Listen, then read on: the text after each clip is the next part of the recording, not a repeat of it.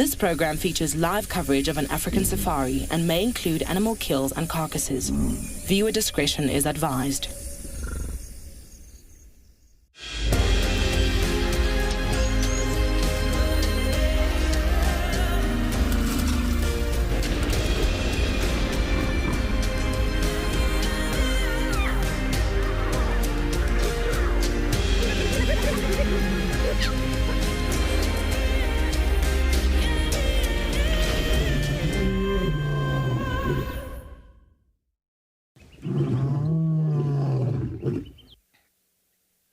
Good morning, everyone, and welcome to another day in Africa. We are sitting today looking at impala, who have been looking very much frozen the last couple of days. And this morning, they're finally just looking cold. We had a very rainy day yesterday, but it seems the sun will be out and shining today. My name is Ali, and on camera with me today is Morgan. And we are very happy to be out here on quarantine looking at the beautiful impala, perhaps some of my favorite antelope in the African bush. Now, please remember, you can send us your comments or questions through the hashtag WildEarth on Twitter. You can register on the WildEarth website and send us your questions through there. Or you can tag at FC on the YouTube channel. And if you are under 18 and watching on YouTube, please just send us your question to kidsquestions@wildearth.tv. It seems like the weather might be a strange thing today. You see, it's still very misty. It's not the camera or the lens that is dirty. It's just the way things are this morning. A lot of water fell down yesterday, so it's still floating about in the environment. But as the day progresses and the sun shines, I suspect this is all going to go away. I don't know. Seems like every time we start drive with Morgan, we have a misty morning. Can you please keep the mist until the afternoon, Morgan? Lord of the Winds. Okay. It's lucky.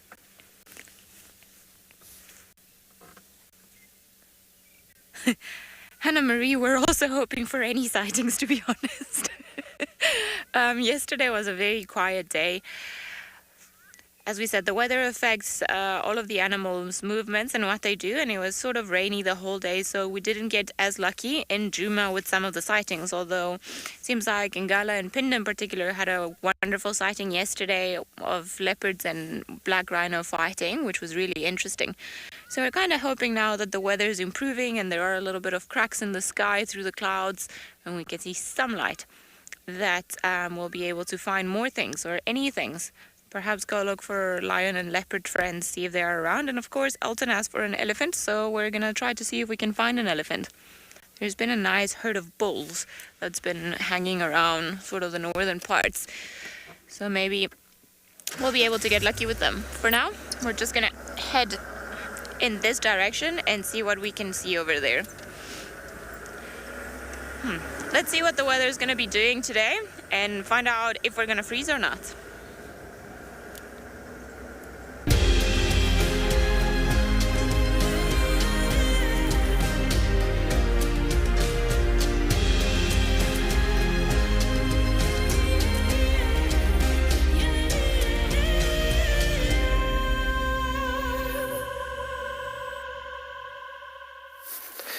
Good morning, everyone, and welcome to andBeyond Pinda. We've just stopped to admire the beautiful sunrise. I know Ali was mentioning that Juma is quite misty, and if you notice underneath the sun right now, it kind of looks like the ocean, but it's actually all these beautiful pockets of mist that are just settled in the valleys around us, and it's really, really pretty. Yeah, but today I think after admiring the sunrise, we're going to be heading into the open grassland habitat of Pinda, and we're going to be looking for some lions, maybe some white rhinos, just seeing what is on offer for us. But I'm Kim, and today we've got OD, and yeah, we're going to be working to try and find you some animals and some beautiful scenes. We're going to be going to the hilly areas, looking at some pretty views. You can see that mist that we were talking about there, just settled in the lower areas. It just looks so thick, looks like you could almost kind of walk along on top of it. But it is actually a beautiful day on Pinda. There's not one single cloud in the actual sky apart from the mist in the valleys. So I think it's going to actually turn out to be a really, really nice. It's a little bit chilly now. Got our gloves on. Trying to warm up with our teas and coffee. But yeah, the sun is bright, the sky is clear, and that also just means that hopefully the animals will be getting up and getting moving nice and early for us this morning, especially the rhinos. Rhinos don't like the cold.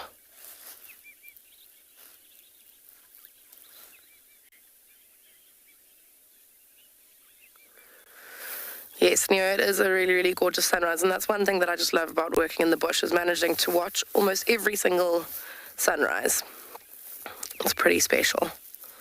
I never used to be a sunrise person before working out here. I thought sunsets were adequate to fulfill my sun viewing, but after waking up every single morning and seeing the sunrise, it's, you realize that it's a really, really good way to start the day. Kind of invigorating and gives you some good energy.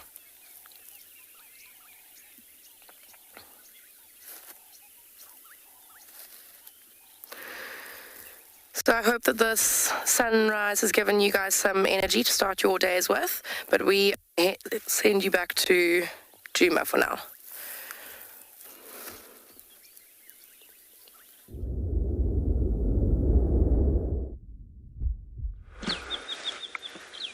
Good morning, everybody. It is very misty where we are, but I can see above the mist the sun is trying to pop out. But welcome. My name's Jonty. We got Darren on the camera, and we're hopefully going to have a fantastic morning this morning. We are kind of just checking some of the areas that we may not have got to yesterday. Ali and I were having a long chat, because yesterday we're not seeing a lot of leopard tracks around, and I think from the wind and the rain that we had the day before, I think they've made some kills, and that's why we're not finding them walking around. So we need to really zone in and actually try find something. That's the plan. Oh, good morning. The radio also saying good morning. But I hope, Amelia, are you watching at home? I hope my little girl is watching. Give me a bit of focus to find something. Otherwise she's going to think her dad is no good. But it's also driving. I love starting like this in the mist. Normally when it's misty like this, it will burn off, and it's kind of going to be a nice warm day. But let's see what happens.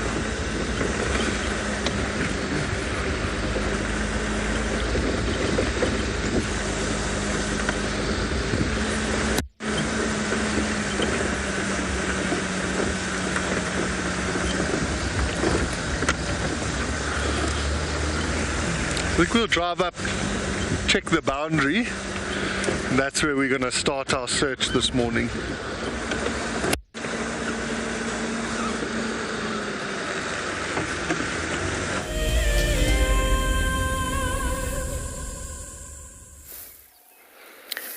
Welcome back to Pinda. We're still sitting here admiring the view, but I think I'm going to do a little bit less talking, and we're just going to sit and listen to all the beautiful noises that this morning has to offer us.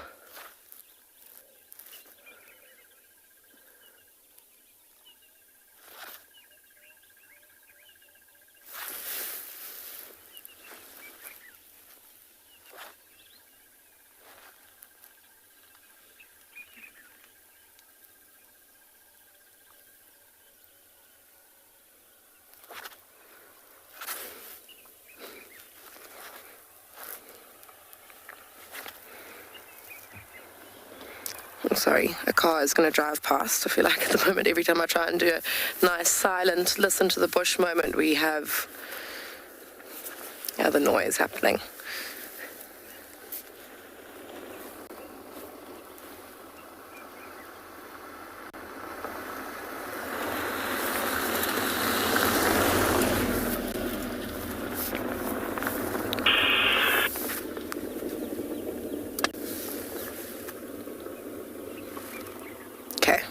back to listening to the bush.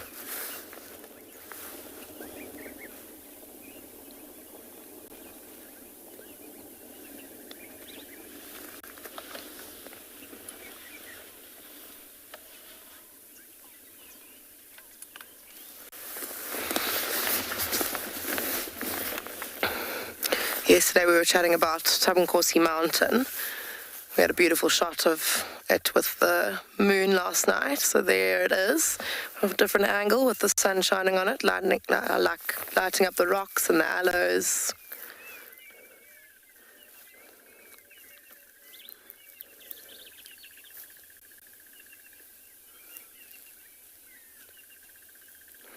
I think it's going to be a really, really, really beautiful day today.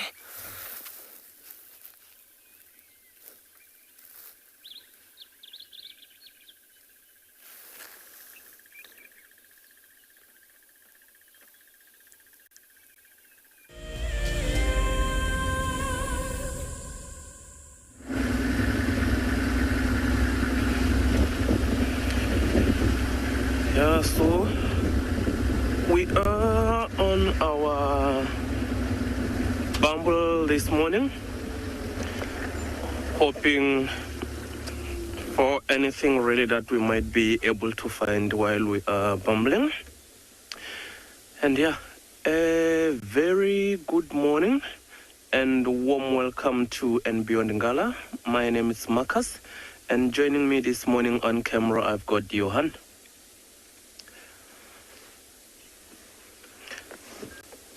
Yeah, so as I was saying, we are on our morning bumble. So last night we had some lions that were, busy vocalizing, which of course it is a good thing when we head like that.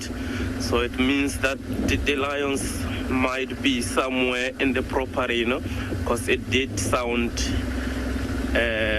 very close to where we were, our residence. So we think at least, even if it's not the rest of that pride, but the Birmingham, the two Ross males might be somewhere in the property, which will be quite nice to catch up with them. But also that they were vocalizing at night, and we know that is when these lions are most active. They might have been on their patrolling mission, still advertising their presence by those roars. But what that means essentially is that they can pretty much be anywhere at this time of the day, because when they were vocalizing last night, chances are they were not static, they might have been on the move.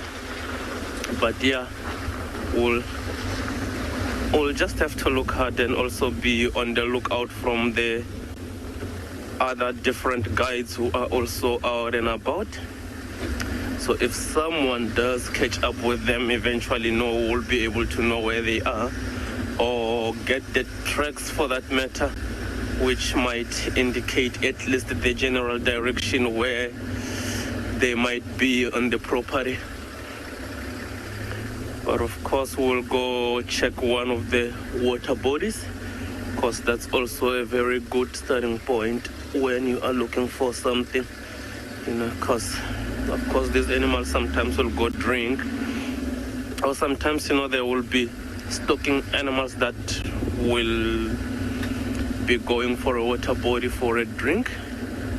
So that is where also you might be able to pick up some tracks and then follow them. And if it is, animals like these lions that we are after also, it will be more than one animal.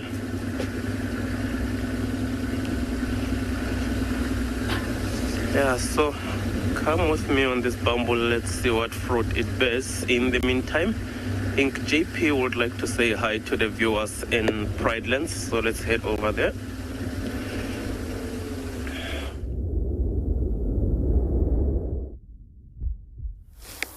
Good morning and welcome to WildEarth. We're live at Eco Training Pridelands and we started our walk from an area which is called Uitspan or Uitspan in Afrikaans, which is an area where early travellers used to rest.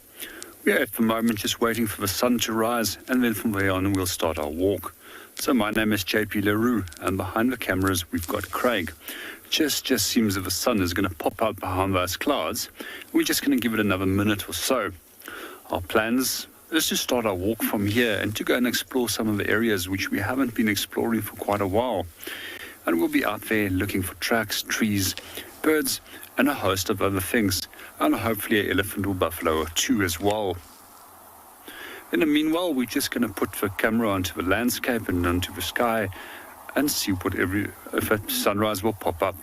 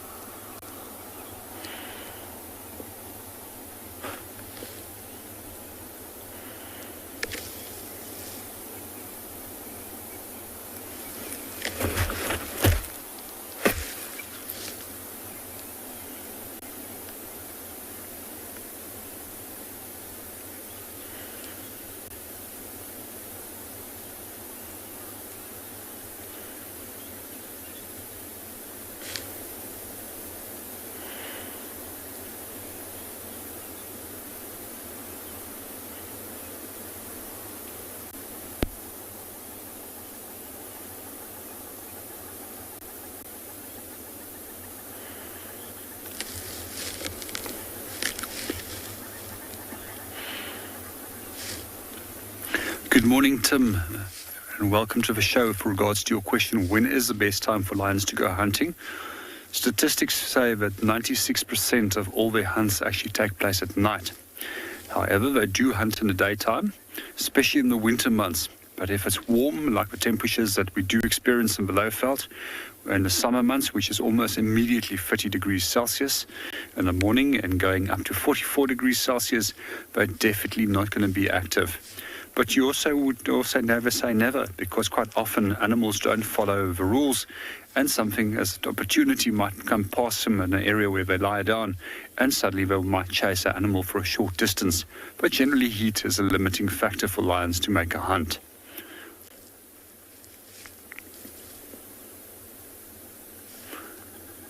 Also because they're generally night active species, it's also one of the reasons why species like cheetah as well as wild dog evolved a strategy just to rather hunt in the daytime to avoid direct competition with larger predators such as lion as well as a hyena, which tends to be more night active hunters. Generally, we also find that leopard tends to be more active at night, especially in areas where they're disturbed. However, they can also be day active hunters, and especially in areas such as the remote Western Cape regions of the Cederberg Mountains. Well, we're going to hang around here a little bit longer. Let's go and see what Marcus is up to.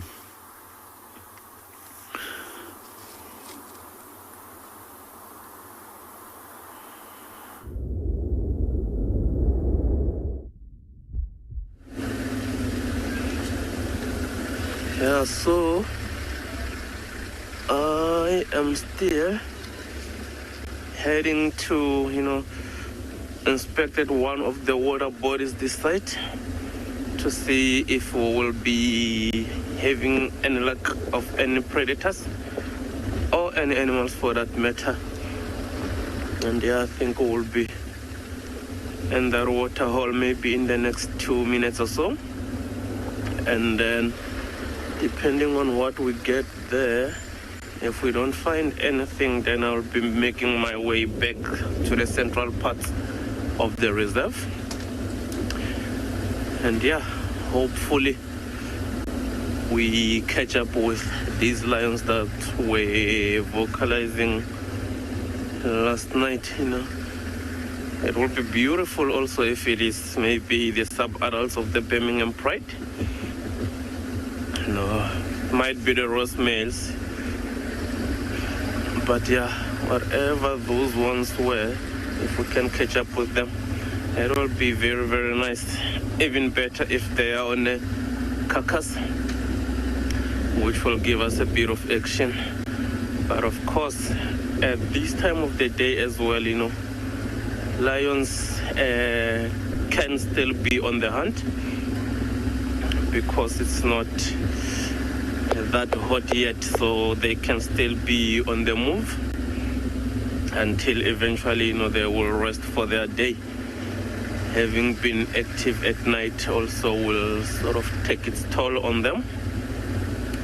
And yeah, sometimes they'll just get a shade as the day progresses, where they will just rest and recuperate on that energy they've used the whole night, patrolling or hunting or whatever the reason might be.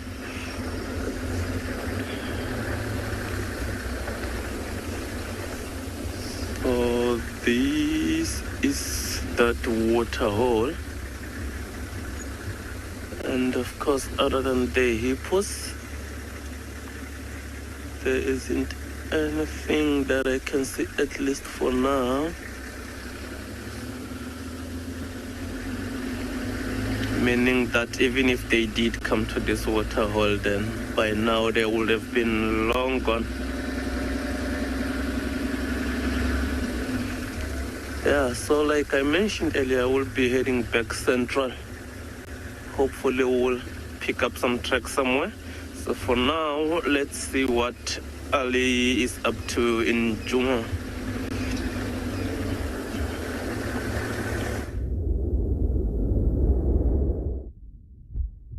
Well, to be honest, we spotted some really cool tracks that we wanted to show everyone, and then we realized that we are in what looks to be a completely different day. Look how misty it's gotten all of a sudden. We thought perhaps the mist was going to clear, but if anything, the mist has taken over everything. That's pretty cool. Looks very scary. All we need is a male lion roaring in here, and then we're done. Beautiful. Or a male leopard walk. I've sort of disconnected myself from the radio, so I won't be able to hear what you guys say, but I just wanted to show the tracks because they're very nice tracks. Oh, as long as I don't step on them. So yesterday we went to the hyena den, and often when you find hyenas sleeping, they do it with their legs straight out like this, and then their little back legs kind of like this. So here you can see actually where the hyena has been lying with its front legs extended like this. You can almost see just the pads over here, not the clear track. But then if we look a little bit further back here, we see where the back legs have actually been. So, because we see the little toes around here, and then more toes here, and then here. So we're not too far from Tumbeta camp. It's just, I don't know, maybe 20 meters away from us. So what I suspect is that this hyena was sitting down here looking at the camp, patiently waiting for that gate to open, maybe to try and go and steal something. It would have been quite nice to see it, but to see the actual hyena, but it doesn't seem like it was here this morning. Perhaps it heard all of the commotion and the cars moving about. But very cool spot of where the hyenas have been lying. And when they lie like down, which is just their little legs extended that way, they look very sweet.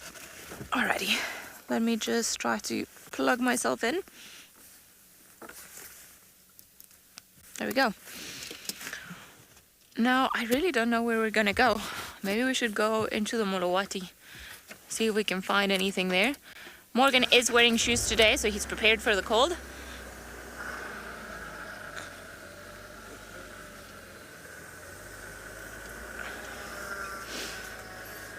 Shidora is a lot of memory. Yeah, a lot of memory to try and figure out where you are in the reserve. I think one of the most important things is learning the cardinal points and where your biggest reference points are. So we know, for example, here that the gate is on the northern side, Buffelshoek and everything else is on the eastern side, and everything that is past or Gowrie Main is the southern side. Oh, this is looking so gloomy.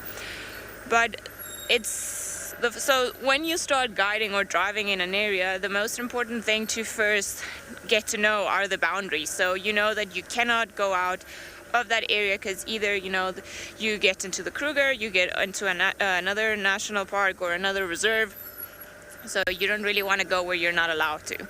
And then you start learning the roads from within the reserve. Some reserves are very big, so it becomes really hard. But just out of practice and driving the roads every day, I mean, I think on drive yesterday, because it was on the quiet side, we probably drove all the roads on Juma. So that was a good reminder of what roads are where. But it also helps that all the roads have got a name. So if you get lost and then you know a certain road because they look a certain way. So this road, you know, it's quite a short road, then Tumbeta's down there, then when I get down there I'm going to get to Twin Dams, and then from there I can choose to either go down to the actual dam or go up to Gowrie Main. But on days like today, when it's so misty, it's very easy to get lost. So days like today are not perhaps great to go for a walk if you don't know the area, as you might confuse yourself. There's no sun to then also be able to determine where is north and where is east or west based on the position of the sun. Oh, it's gotten quite chilly as we've been coming down here. I think maybe let's head to Gowrie Dam, see if there's anything around that area. Maybe there will be something sleeping behind the dam or one of the hyenas. That would be quite nice. And we'll see what else there is. This feels like summer already with all this mist. The summer days it rains in the Kruger, so it can become very misty as what we're seeing today.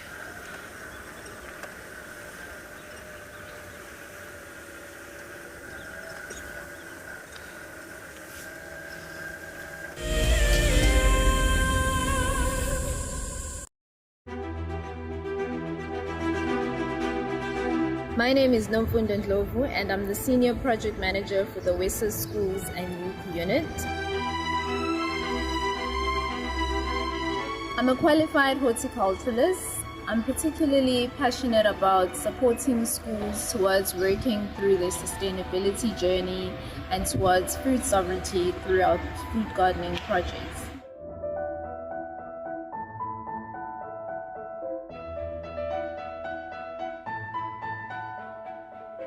A typical day in my work involves me overseeing our national projects and creating an enabling environment for schools to thrive and succeed in working towards self-reliance and sustainability, and really ensuring that no school gets left behind.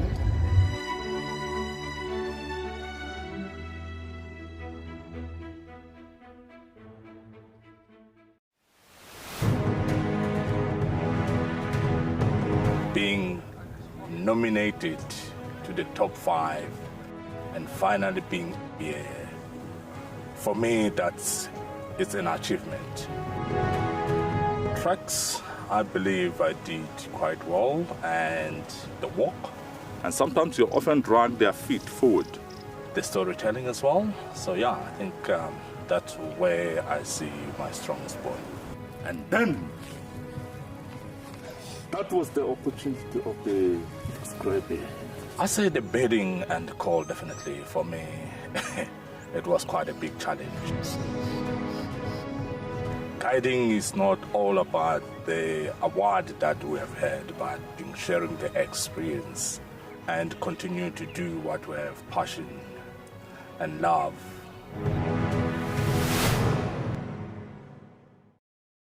Something very, very interesting.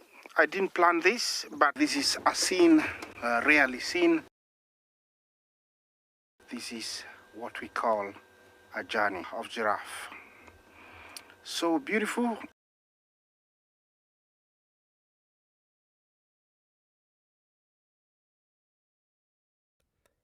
Tune into WildEarth every single day. It's in your nature.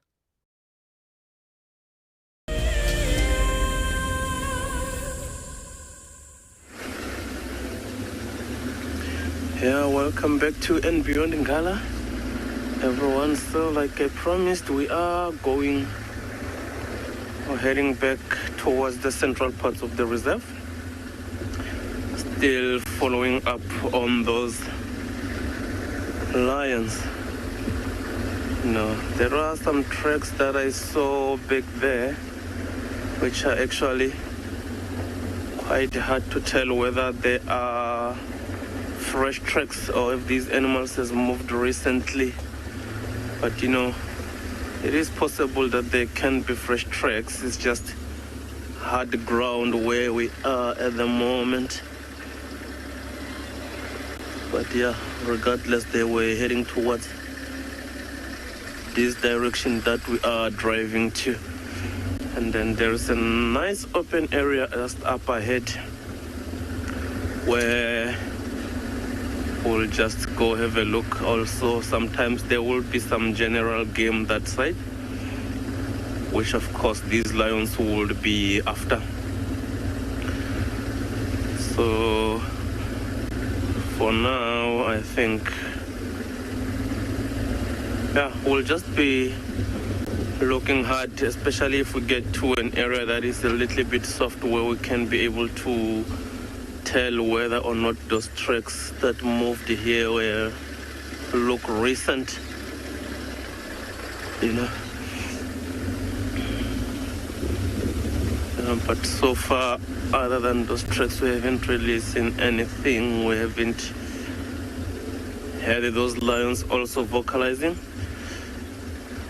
which will be a good indication if they can vocalize at this time of the day that we are out as well. You know, we might be able to tell which direction they are more or less. But yeah, they get up to whatever it is that they need to do. We just need to do whatever it is we need to do.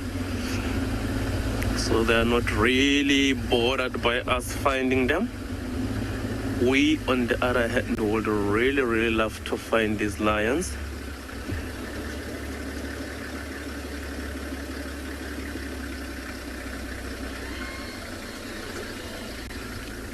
Didn't really get that question, GB.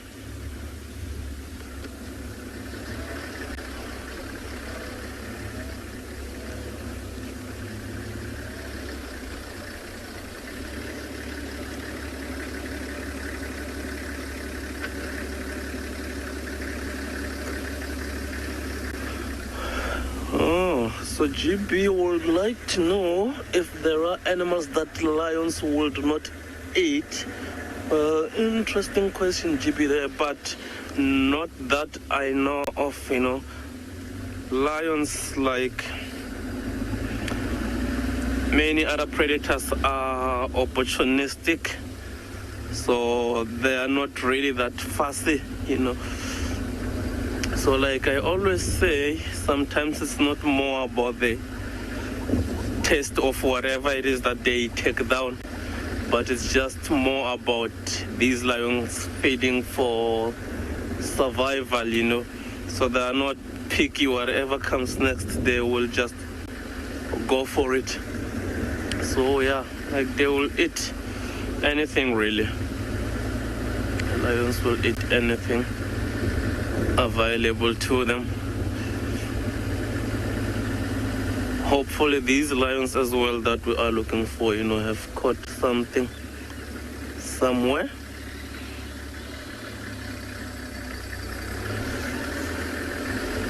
That will be something cool to share with everyone. But yeah, like I have mentioned,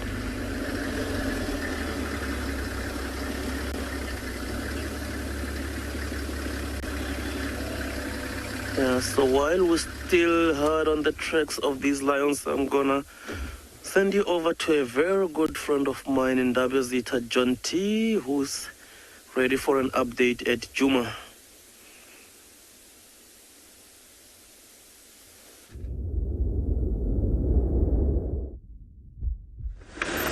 Thank you, Marcus. Guys, we've been very lucky. We've just managed to catch up with a female leopard. I'm just going to try and get us in a position so we can see her. I think it's Shidulu.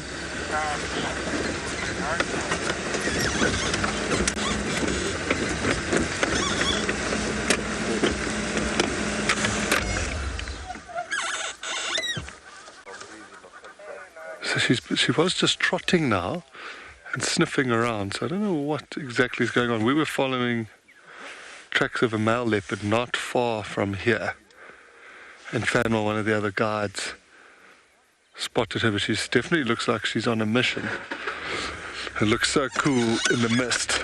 So there's going to be a bit of driving and stopping and driving, so just bear with us with how epic to be on the move with the beautiful female leopard. Almost looks like she's looking for something.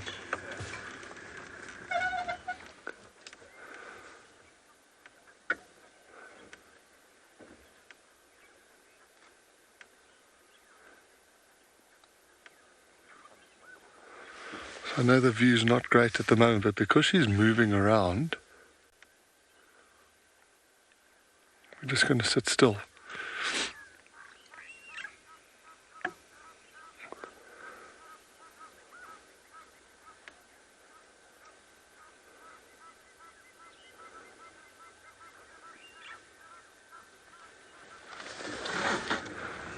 That's beautiful, but she is moving, got her nose down. I wonder if there's not been another leopard around here that she's smelling.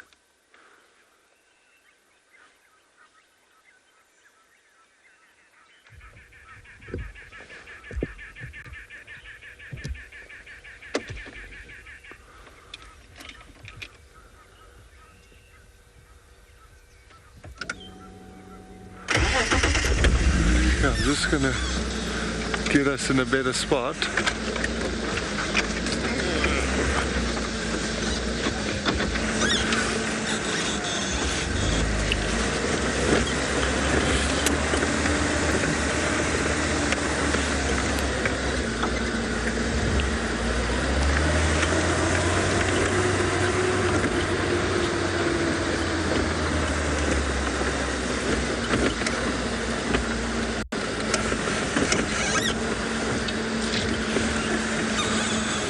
While we try and get another view, let's have a quick look at an expedition that's going to be happening at Pinda. Calling all WildEarth explorers, we have a new and frankly awesome travel prize for you to win. andBeyond Phinda Private Game Reserve encompasses an impressive 28,000 hectares of protected wildlife land in KwaZulu-Natal, South Africa. As you have seen on WildEarth, andBeyond Pinda showcases one of the continent's finest game viewing experiences and is well known for close-up sightings of the elegant yet elusive cheetah as well as the rare black rhino. Sign up to be a WildEarth explorer before the 16th of September, and you and a friend could be heading to the magnificent Pinda Mountain Lodge, where you will spend 3 nights escaping the real world at this ultimate safari location. WildEarth explorers, it's in your nature. Welcome back to andBeyond Pinda. We are again just admiring one of the many spectacular views that our reserve has to offer. And yeah, I know that there's a pretty epic prize up for grabs. So yeah, I hope you guys are all entering, getting excited about it. Getting excited about possibly coming here and seeing some of these views. If you were watching yesterday morning, you might have seen that we had an unbelievable black rhino sighting just after, we'd decided to try and show everyone some black rhinos on Pinda. So that was really, really cool. And today, I don't want to set myself up for failure, but I think that we're going to go and try and find some cheetah, because that is also something that we do tend to find here on Pinda quite regularly. And we are in a different habitat today than we were yesterday. We're in kind of these open grassland areas, which is very good cheetah habitat. So that is what we're going to be searching for this morning.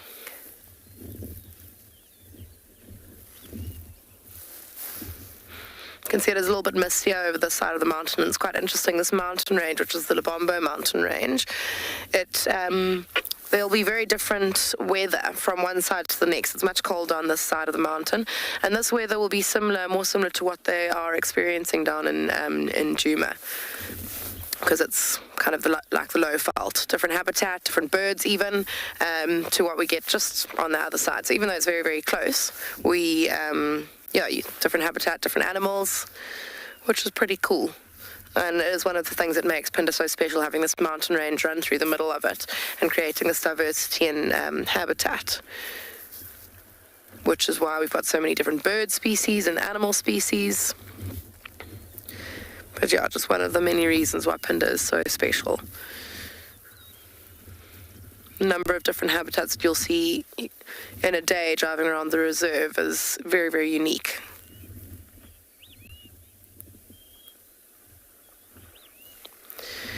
Catherine, I really, really hope that I can show you some cheetahs this morning.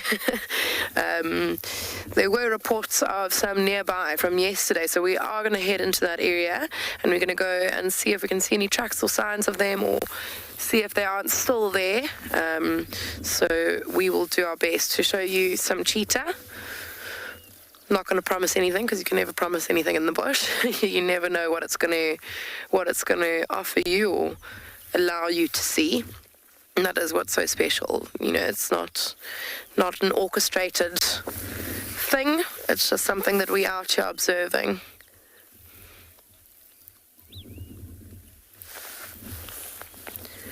Later, up in those mountains, you'll find things like kudu, even black rhino can be found in kind of like more mountainous, thicker areas.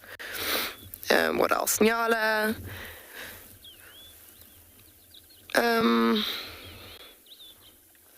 Having a bit of a blank, but most of the animals that like kind of thicker, more secretive areas, definitely leopard. Leopard would be up there. It's nice and thick and inaccessible for quite a lot of animals, so the more secretive kind of animals will tend to be up there, because certain animals won't be able to get there. And obviously animals that are a little bit more shy like to avoid conflict or interaction with other animals, and those rocky and thickly vegetated mountains are quite good for that.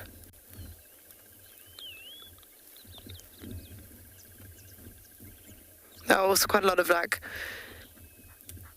kind of birds of prey that like to nest on trees, like on the kind of sheer faces of those mountains, and that's just for the exact same reason. It's just a little bit less accessible for any kind of ground predator that might try and eat the eggs or anything like that.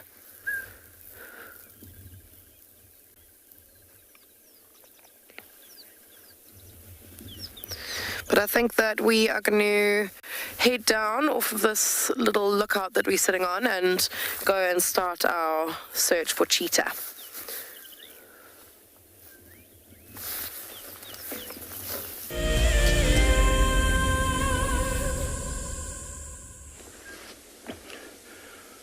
What would be a start of a beautiful day without something as odd-looking as that sunrise that we have there? So I think let's just enjoy or watch the scene unfold, and while we take the sounds with it.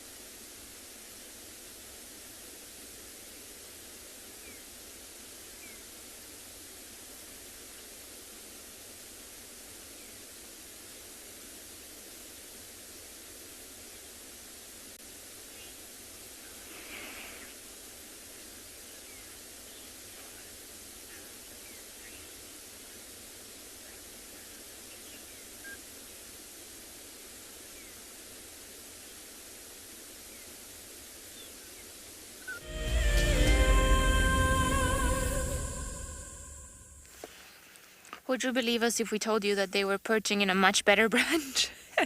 We have 2 hornbills that have just been caught in the mist, and they were earlier in that branch. So just imagine a bird sitting there with all the mist around it and just a little bit of the golden light filtering through.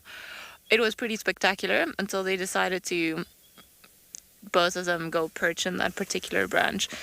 These are 2 yellow-billed hornbills, and as we showed you guys earlier, it's very misty all around and it turned very cold all of a sudden, but it seems like the sun is finally breaking through the clouds, as you can see from this rays filtering through, and then the mist will likely dissipate. What are you gonna call? Also caught them doing their display a few moments ago where they just raise their wings and then start almost like bobbing their heads. Okay, but they're not interested right now in doing any of that. So we're gonna carry on then. Thank you, hornbills. That was lovely. Whoop. Are you sitting down? I don't want you to fall. Don't really want to lose any passengers on this morning's drive. Yeah. So apparently this morning Tavangumi was also found close to Sydney's dam. Unfortunately, he's gone up north. We won't really have any signal there, but it's not too far from where Jonty had Shidulu. So I wonder if they're sniffing each other out or if there's something happening there that we don't know about. Because last I heard, Shidulu had cubs. No, she's been seen mating with tortoise span. So it could be that she's looking for new potential mates. And females can be quite clever, that they'll mate with a bunch of males in the vicinity, just so that when they do have cubs, the males might get confused or think that a cub is theirs, even if it's not. And as we know, it is possible for females to have cubs in the same litter that belong to different parents. So maybe she wants a tortoise span baby and a Tavangumi baby. It's not that she would do it out of choice that way, but it's just a way of ensuring that when she does have cubs, that the males in the area wouldn't come after the cubs. As if they've mated with her, then likely they would accept those cubs as their own. It's crazy. There's no more mist here. It's all gone away. And now we're just seeing the dew that was left behind. I feel like we've had already 5 days in one.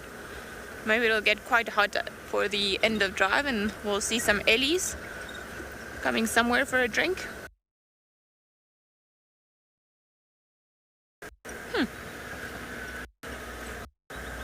I was really hoping for a male lion, and that would have been beautiful. Hopefully where Jonty was and where you guys had Shidulu, they had some misty views of Shidulu walking around. Seems like Shidulu likes Jonty, so she keeps coming to him or dragging him places, let's put it that way. I don't know. Maybe we're gonna finally head to Torchwood. I've been trying to get there for the last sort of 3 drives, to the point that we're laughing and saying that I'm potentially not destined to go there, because there's always something, as I get to the boundary, something that pulls me in a different direction, either a track or a sighting that we perhaps want to go into, or lack of signal. Maybe today's the day.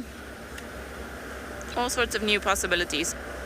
Oh, we're still heading into the mist up ahead. I'm excited for that. Although it's quite cold, it's so beautiful, just the way everything looks.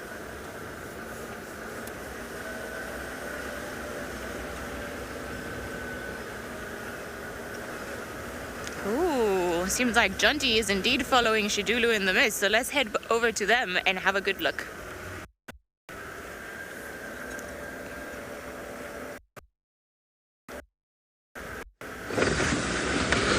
Yeah, it is tricky. She's sniffing around, moving this way and that way, making us work. But look, and she'll keep trotting off. And it is, I'm so sad, because we found Tavangumi's tracks this morning. I believe they have found him. It's unfortunately an area where I think we've got low signal. But fortunately we're with Shidulu. Look at that in the mist. There's another vehicle here.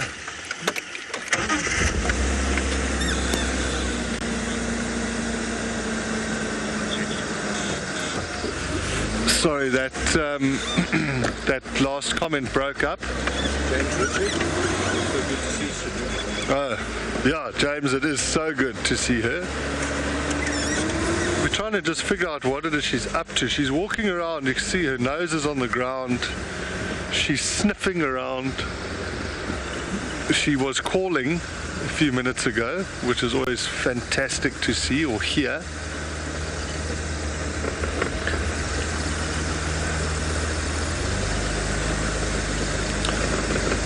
So there's another vehicle that's sort of looped around ahead of her to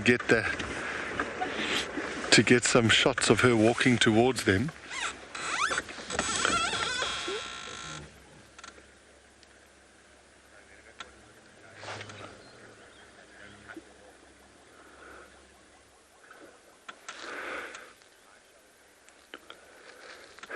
See that white tip of the tail? That's what I was been hoping to see the last few drives as you come down the road.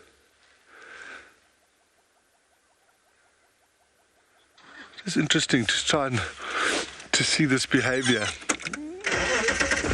The way she was sniffing around initially almost looked as if she was looking, because she looks quite well fed. So maybe she had a kill robbed from her. I remember when we saw her the other night, a hyena was feeding on something on the ground. But the fact that male leopard tracks are not so far from here, I don't know. We'll just have to try and stay with her to see if we can find out what she's actually up to.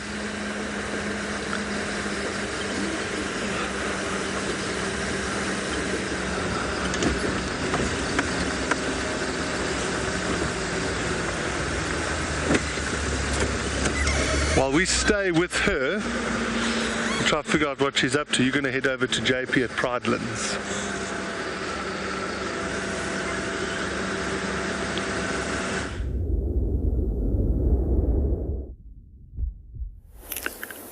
Welcome back on Bushwalk. For a moment, we're sitting in a dry little pan. These little seasonal pans will start filling up in the next few weeks to months when the rain starts coming. And they're utilized by quite a wide range of different animals, ranging from warthogs, which will quite often come and wallow in them. And here we can see actually a little warthog track that's been left behind. Right up here, we'll actually see the dew claws, which are the first as well as the fourth toe that is very high up, that does not mark on the track itself. Normally you only see these two halves over here. So how these little wallows quite often start, or these little seasonal pans start, is when an elephant comes through this area after heavy rains and they leave a foot impression on the ground. Very soon the warthog will start using that little depression where the water has filled up, and by wallowing and taking the mud out and going and rubbing it somewhere else, it will become larger and larger and larger. Eventually we will also find that species such as buffalo as well as rhinos and elephants can utilize these. Even species like hyena will utilize a wallow like this on a hot summer's day, where they can come and lie in the mud and the water to cool themselves down. These also become home to a wide range of different insects as well as amphibians, and this year's rainfall season was so high that all these little pans were filled. And I've never seen so many frogs as this year in terms of my total experience as a guide. And one of the frog species that did stand out was African bullfrog, and it's also the largest eruption of African bullfrogs I've ever seen. And they were utilized by quite a wide range of different predators. And one of the birds that were often catching them at one of the pans was a lesser spotted eagle.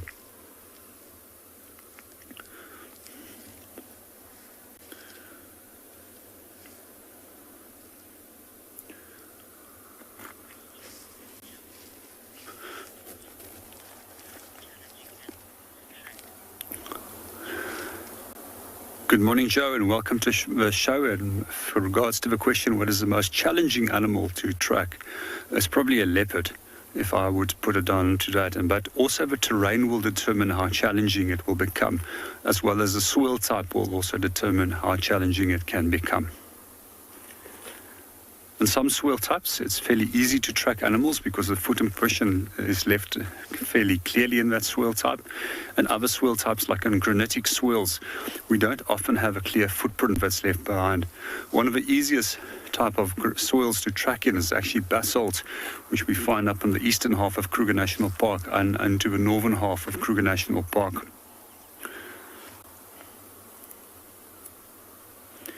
We also find that different times of year, the soil's moisture content will also determine how easy it is to track an animal. Well, we're going to go and move off and go and see what else we can go and find.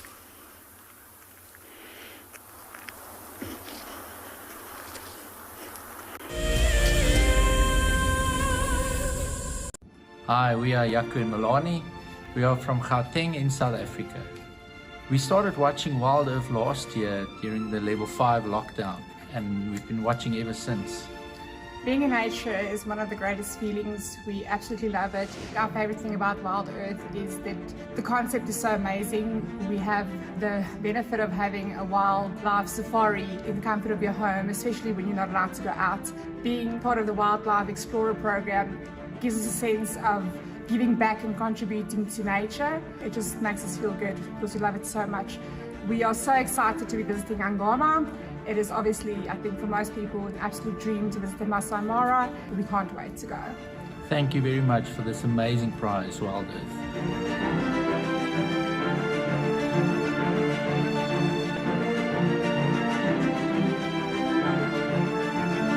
WildEarth Explorers. It's in your nature.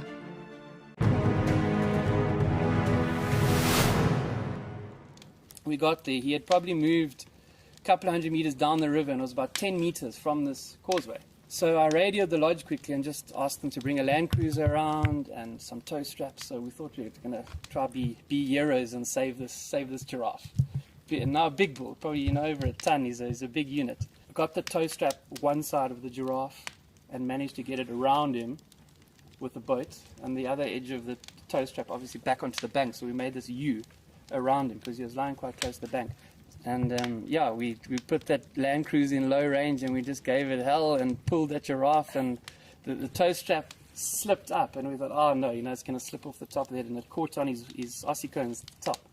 And that last 10 meters pulled him out onto the bank, and he battled. He was obviously quite weak and all that.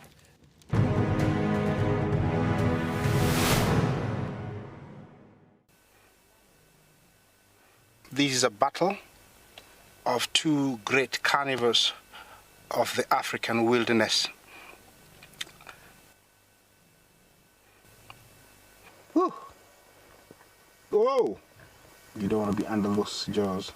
Definitely, this round goes to the lion. Look at that. Fantastic. Expect the unexpected here on WildEarth daily.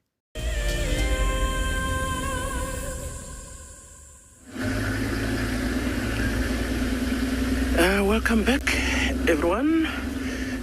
So those tracks I have mentioned earlier, somewhere back there, I lost them. But so I've just decided to drive, at least do a loop in this area here. And if they come out somewhere, I will be able to see them, which is actually how we go about following tracks, because sometimes they will get to hard areas where it will be impossible to see a track, and sometimes they will just go into a grassy patch. Also, it's not as easy to see one. However, if it was more than one animal that was moving on grassy patches, you can still see their trail, which might be quite useful. But in our case, I think it was at least the tracks of one lion that we've been following, which doesn't make it any easier. But yeah, so we'll just drive and do some loops on the road or the roads around this area here, hoping to catch up with those tracks. Or even better, to find this animal.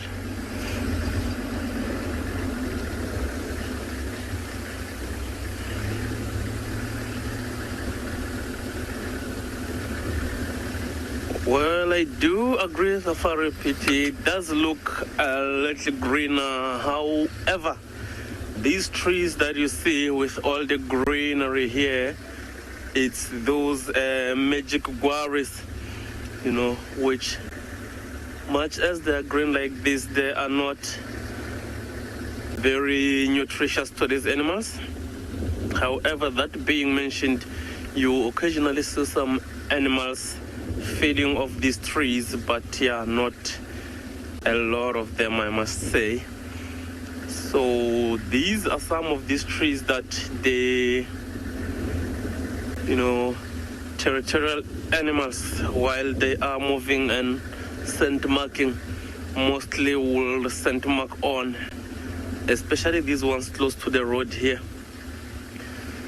So I'm not sure whether these animals know exactly that this tree is not nutritious, and if they spray some scent on it, it stays for a little bit longer. But yeah, this is the tree that we've seen these animals, scent marking on. But other than that, the grass and most of the other trees are dry.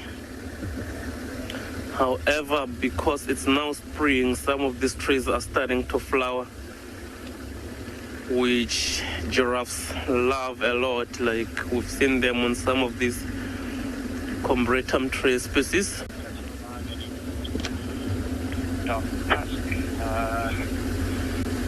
From Little Kenya towards Pinda. Yeah, so the grass cover is still here, dry, and it is what is available, So these animals that are feeding off grasses just take it as dry as it is and just drink water afterwards. I think it still serves its purpose. It keeps them, alive until such time when they will get more nutritious grass, more fresh. But yeah, we are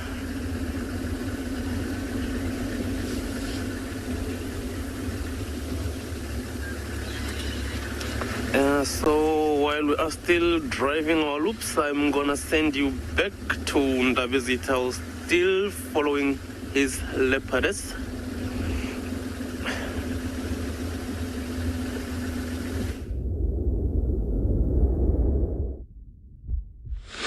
Welcome back, everyone. We've just done a bit of a loop.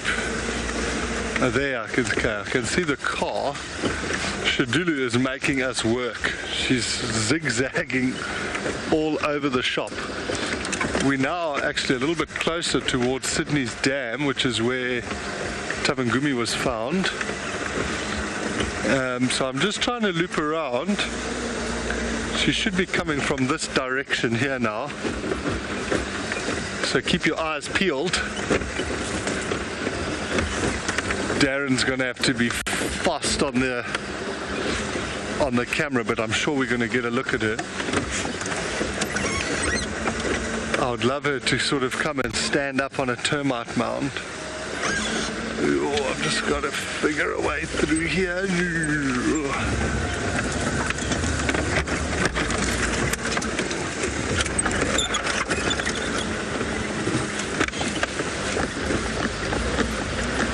It's amazing how effortlessly they move through this terrain.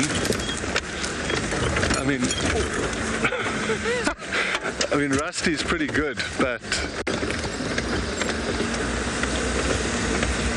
so she's crossed back over. This is insane. We were literally here 10 minutes ago, just a little bit further to our left.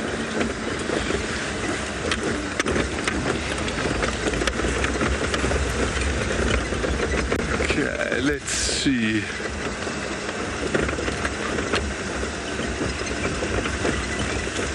So it's always nice when there are other vehicles because you can gauge where she is from where everybody's heads are turning.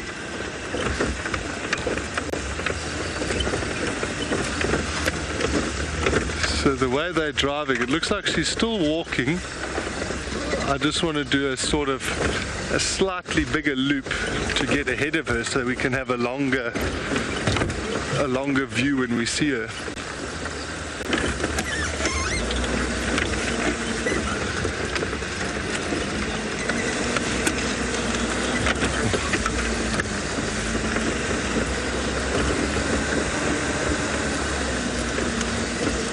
While we try and get another look, you're going to head to JP and see what he's up to.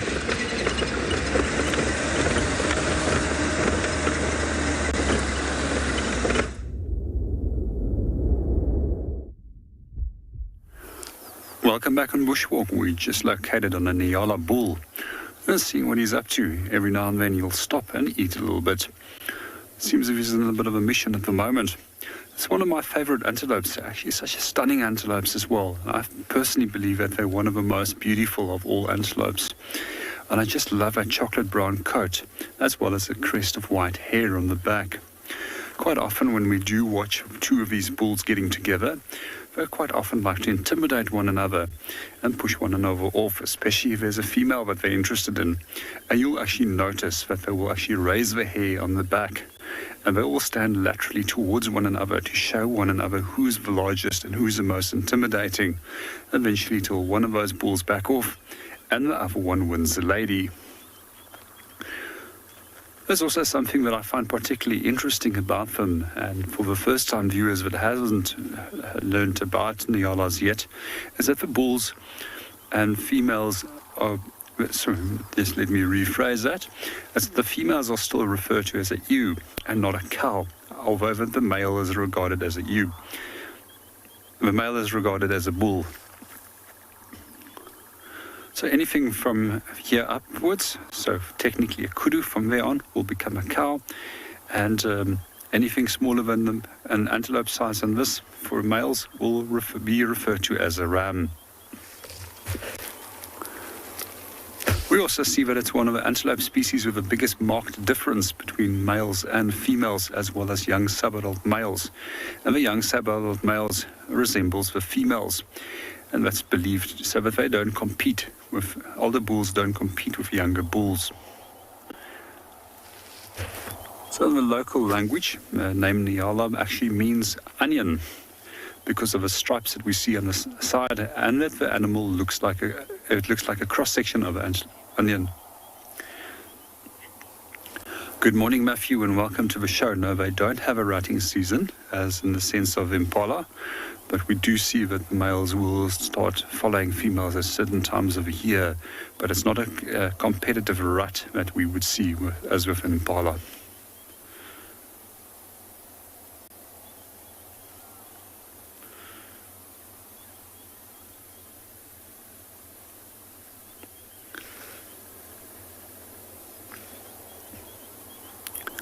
I also quite often just love watching the way that impala walks, and if you notice how they walk, they're actually very cautious about how they put the back foot precisely where they put the front foot. And this is to create a minimal disturbance as they're walking, so that they don't attract any unnecessary attention of predators as they move through the bush by stepping on branches and twigs. There's also an interesting story that relates to them, and it is about an early hunter and explorer by the name of Tswalu, which really wanted to see these antelopes. So generally in the daytime, we find that they go back into thick wooded areas, and at nighttime they come into the open. And when Tswalu described to one of the local Zulu chiefs what he was looking for, they were very confused because they actually thought that he was describing a witch. So the witches also are believed to go into the thick wooded areas and then at daytime and then retreat into the open during the night. Sorry about that.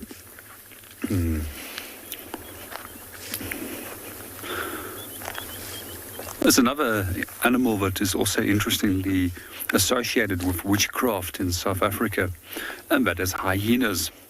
And they often used to believe that a mythical little man by the name of a Tokolosh, as well as witches, uses the spotted hyena as transport, and that giggling sound that is produced by the hyena is the sounds of witches that are riding off on the back of a hyena at night.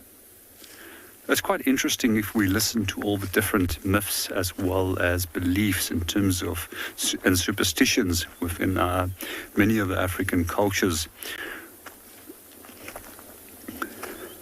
And one of those little creatures is a little creature that is apparently known as a tokolosh. He's very similar to a shapeshifter, and he can change into a number of different shapes and sizes, and animals, and he's often responsible for all kinds of evil deeds.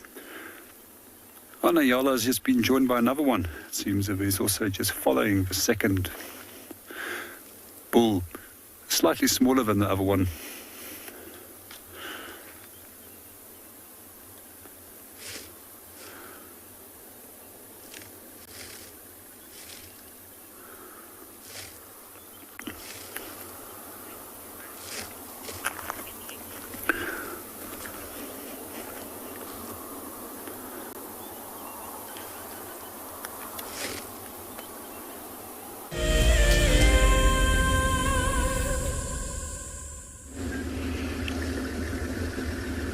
Yeah, we are now driving these roads that are, runs parallel with the Timbawati dry riverbed,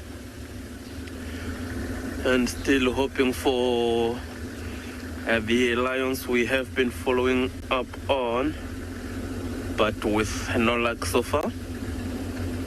So we'll just complete our loop around this area here, and yeah, we'll have to take it from there. I'm just hoping that, this loop of us gets or can be fruitful, that we do catch up with these lions. But yeah, other than that, there hasn't been anything really. We haven't found tracks at least coming out this way.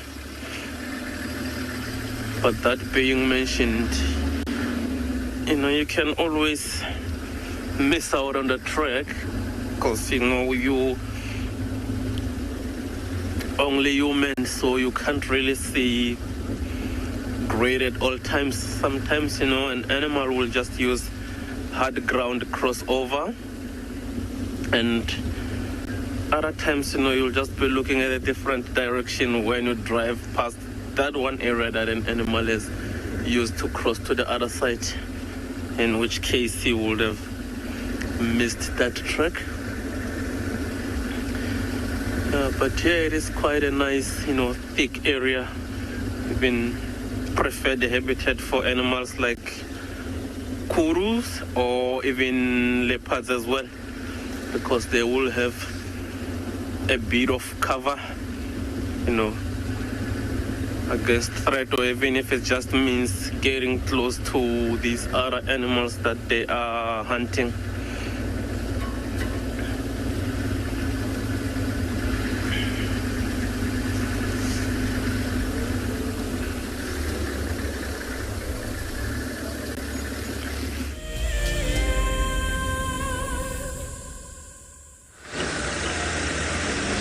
Welcome back on board, everyone. We had a bit of a vehicle malfunction in the block. We're actually not too sure where Shidulu's gone. I'm just going to chat on the radio quickly. Is any vehicle still with Shidulu?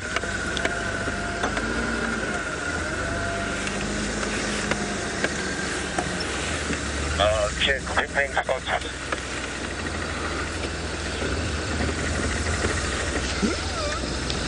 Is there any vehicle that's still with the Shidulu female leopard?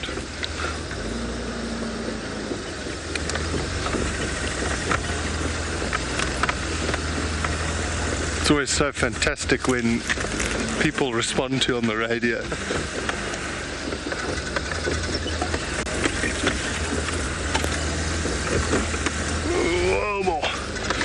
Yeah, so unfortunately we got caught up.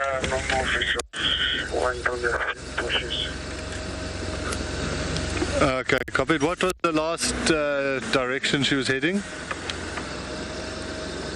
South, parallel the drainage. Okay, copied. So they, unfortunately, it sounds like they lost visual of her. We just crossed through a small drainage line which is down on our right, and they said she was continuing southwards, which is the way we're going. So So let's just slowly go along here till we get back to the main road. I imagine that's where she is heading to.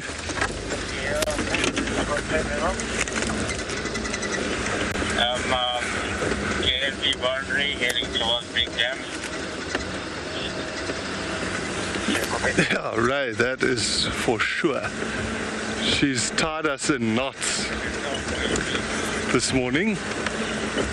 We had a couple, there's some impala there, which are not far from where we last saw her, but her stomach there, she looked well fed.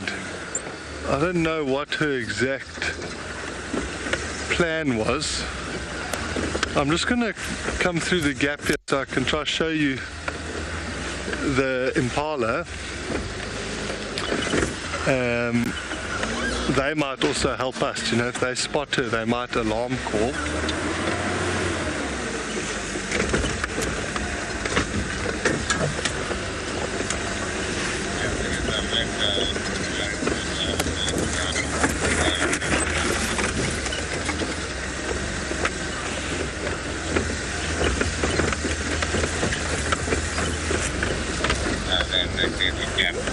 I'm just going to stop here.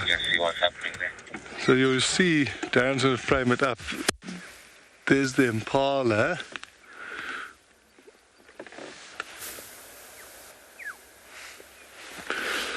So we're just going to sit here and see if we hear something, because she was vocalizing, so maybe she'll call again.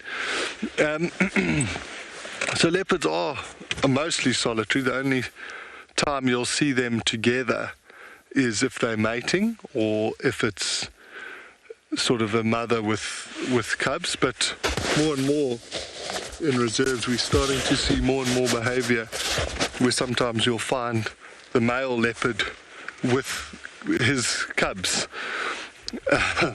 sort of just hanging out, but typically most of their time is solitary.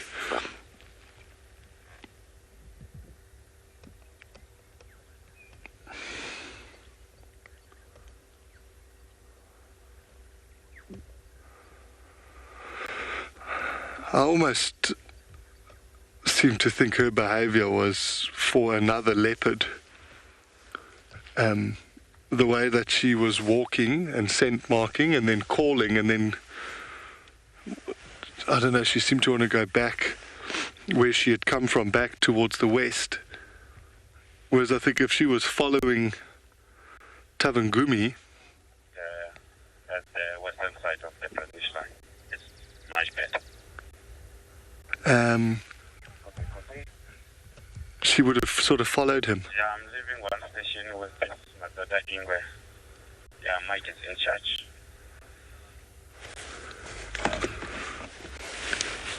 Sorry, what's the position of that sighting now?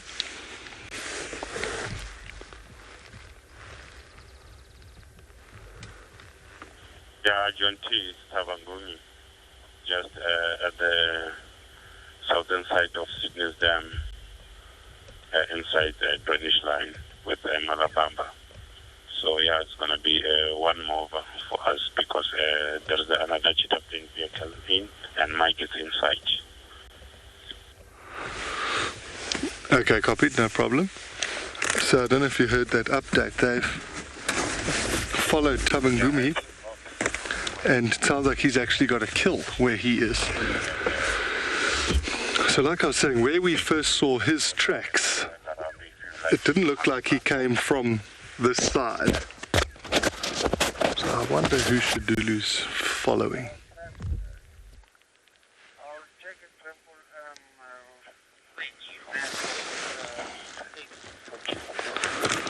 So we're just going to sit here for a couple minutes and see if something gives away her presence. Otherwise we'll loop around and check on the next road.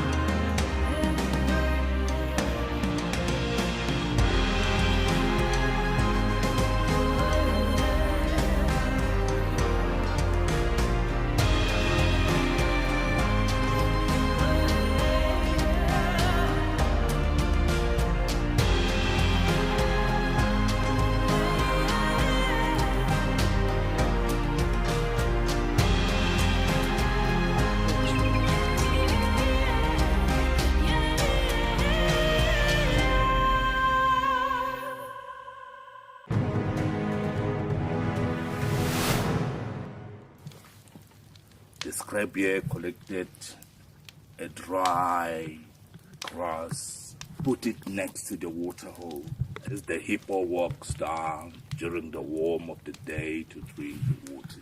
When the hippo arrives, he saw quite a very nice grass, an area not to resist to rest.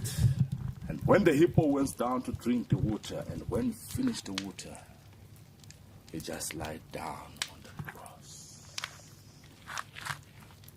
And then, that was the opportunity of the scrappy. You know what? Today is my day to pay the revenge.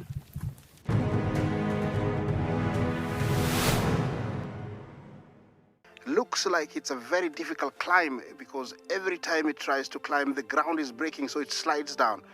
But it's the only one. Look at that. That is the call of desperation with a cub. It's like, what are you doing, mommy? Oops! Oof! Expect the unexpected here on WildEarth daily.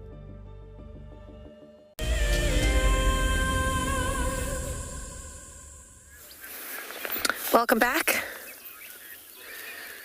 We have not yet found a cheetah, but we have found a crocodile.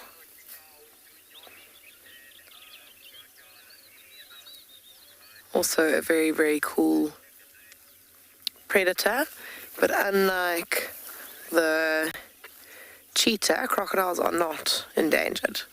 They are expert predators, expert survivors, and have survived unchanged for millions of years.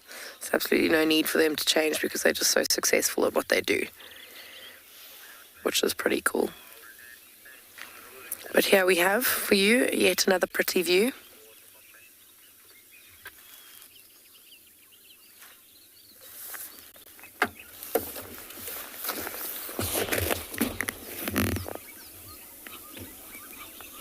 Some beautiful fever trees.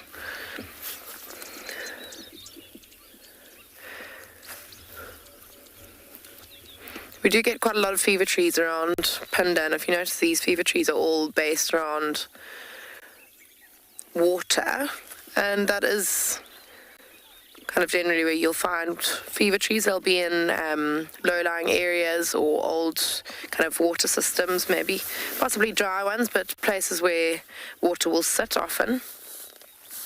And the name fever tree comes from,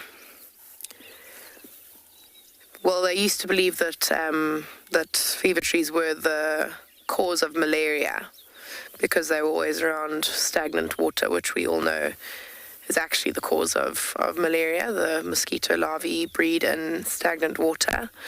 But just because in areas where there were lots of fever trees, malaria was quite a predominant issue.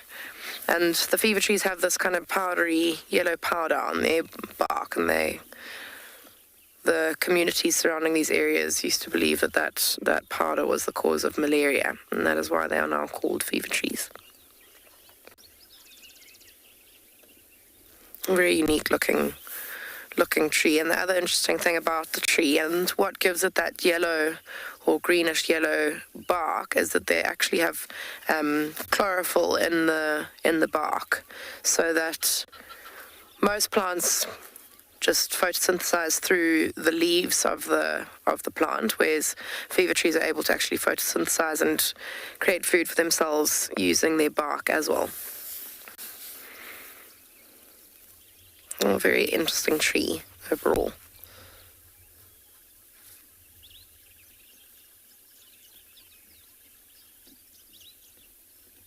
A pretty reflection of them.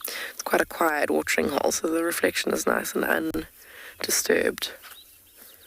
But all the watering holes are becoming a little bit kind of dirtier as they dry up. Lots of animals are a little bit specific about the water that they drink. But it is quite interesting that even the birds around this watering hole are lacking. But anyways, we are going to send you off to JP, who's on a tracking mission. We're going to carry on with our our own tracking mission.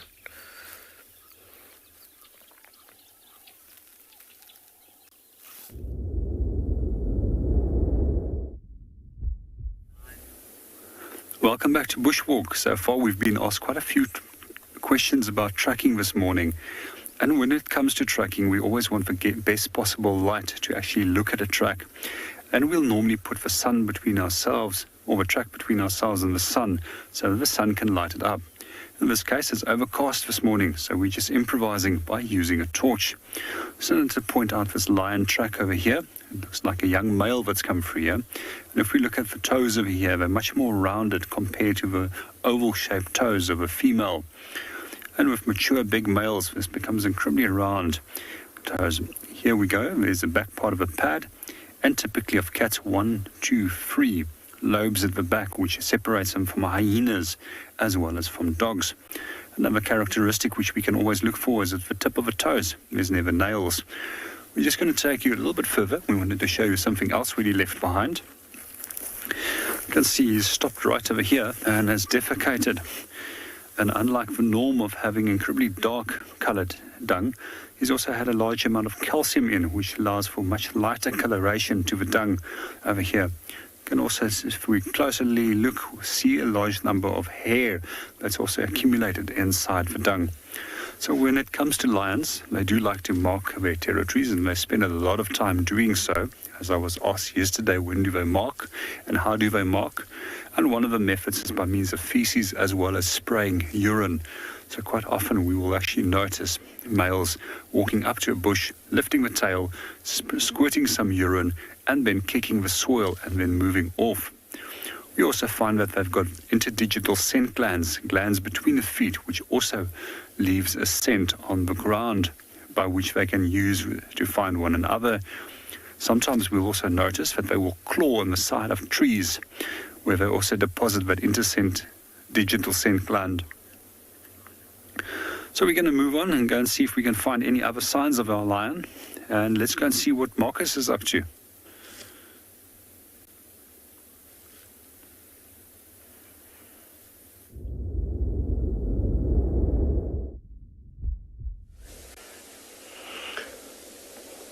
Welcome back to andBeyond Ngala, everyone.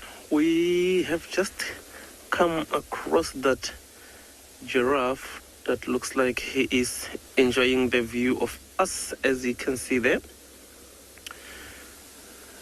Or maybe not. Of course, he is really, oh, bless you. He is really standing tall there, as you can see. Just feeding. Well, more ruminating now than the actual feeding. And if you can look at how dark that giraffe looks. So for those who have joined us for Sunset Safari yesterday, we had another male that looked more lighter in color than that. And like I did mention that sometimes the males with age will get a bit darker, hence this one. But yeah, I mentioned also it's more genetics than the age thing. And yeah, it's quite evident on that giraffe because he is a huge male, but not the oldest that I've seen. You know, I've seen other giraffes that looked way older than this one, yet had that light color or light reddish color than this dark. So yeah, I think it's more just than anything else really. And if you notice that tree that he is feeding on, you know, you look very, very carefully, you will see that it's not even leaves that he is feeding on, but it's more the flowers of that russet bush willow that this giraffe is after. As you can see, it's just ripping it off there.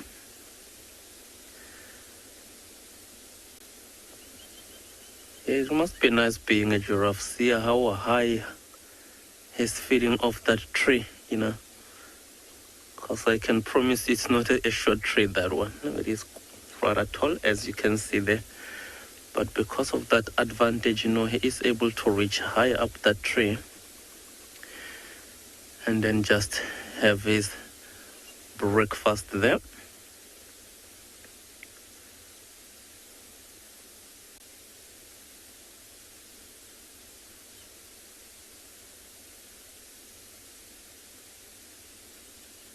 Just ripping off those flowers, eh?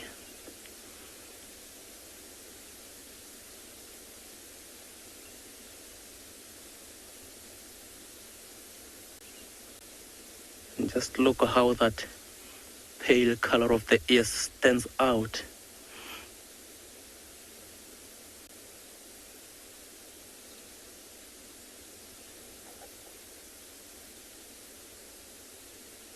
And of course, earlier you did see that oxpecker that was just between his ossicons that has since then made its way, you know.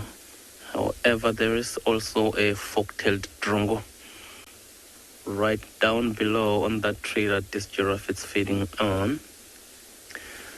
You know, so it's just waiting for the giraffe to make movements for the insects that it might disturb as it moves. Not necessarily while it's still standing still like that. Oh, there is.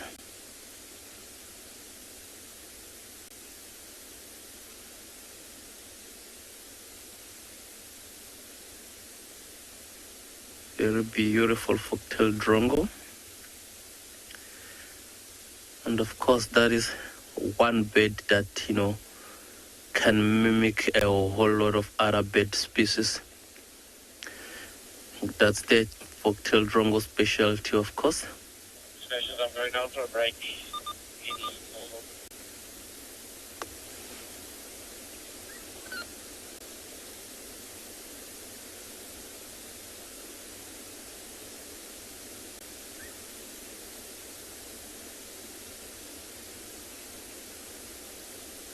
Looks like our giraffe is having a good time by the look of things. And of course, much as tall as that giraffe is, you know, he would always want to know what is happening on these surroundings. You know, he can't afford not knowing, because of course he knows there are lions in these areas. No, I don't think he can be really worried about any other predator other than lions.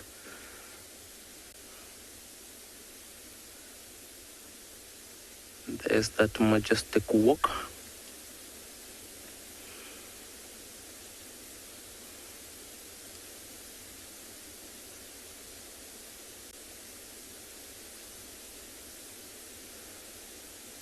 Also scanning forward to where he's walking.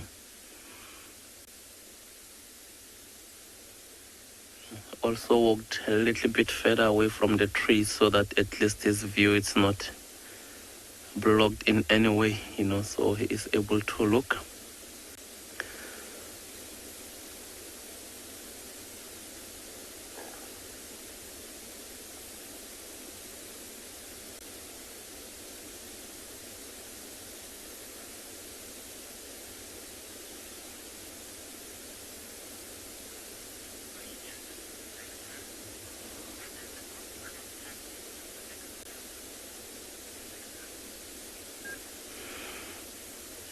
Victor, I'm glad you could join us this morning. If I got your question correctly, you want to know if the ossicons have got a specific purpose.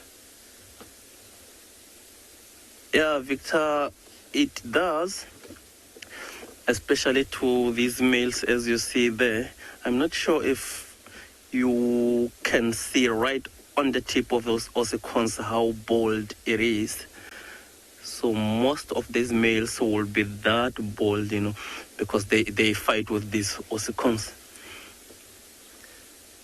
And hence, when you look at a female giraffe, those ossicons are not as broad, and also they will be tufted right on the tip, because those ones, you know, they don't fight with. But on males, you know, it's more for fighting than anything else, really. So meaning that male that we've got on the screen there has had a few battles, you know. and that he doesn't look that scared and, is also standing. It means that most of them have worked to his advantage. Or otherwise, he was smart enough to call off these fights before he could get ahead. So he's just walking across these plains, trying to get to the other side.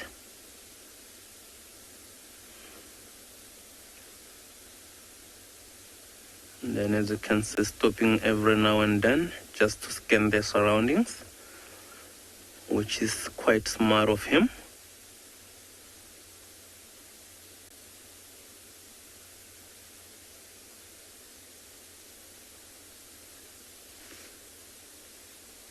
What a beautiful giraffe indeed. So I think while he makes his way like that, we should probably do the same.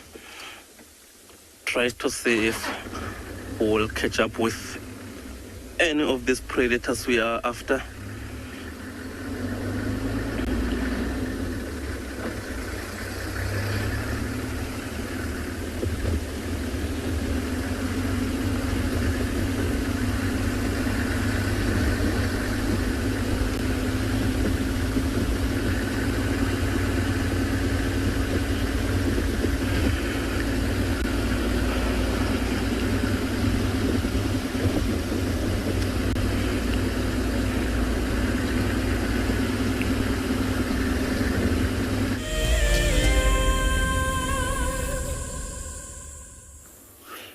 Welcome back on Bushwalk. We're at the moment at a termite mound and we're looking at the dung of a dwarf mongoose that has deposited a large amount of feces right over here.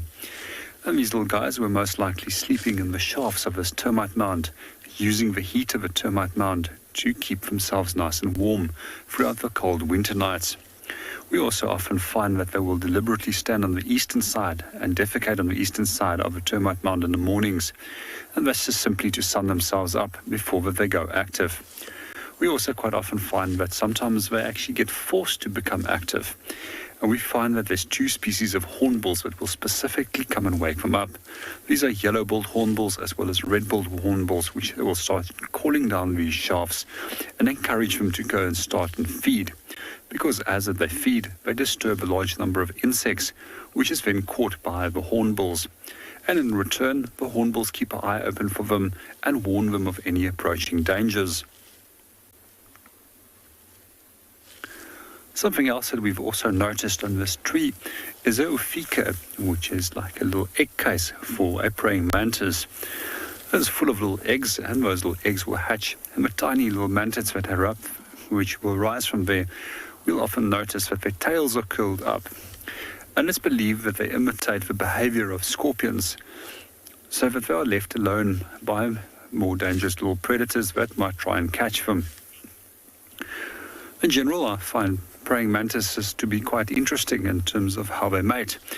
And what we find is once a male and a female has got together and mating has started, the male will actually have his head bitten off by the female, which will allow that male to be mating much faster, and thereafter the female will consume him.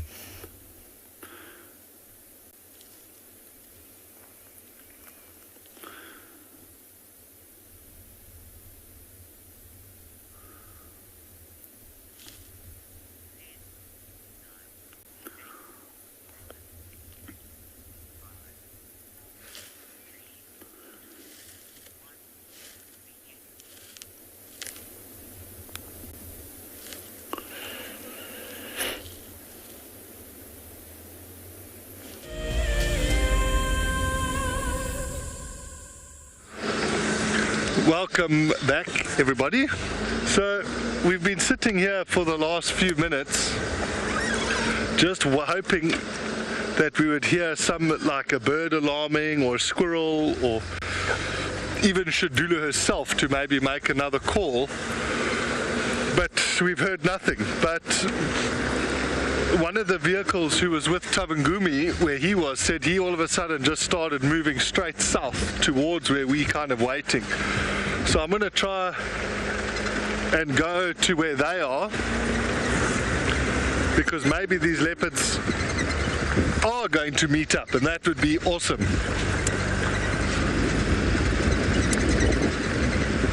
I do still find it amazing. There were 3 cars following her.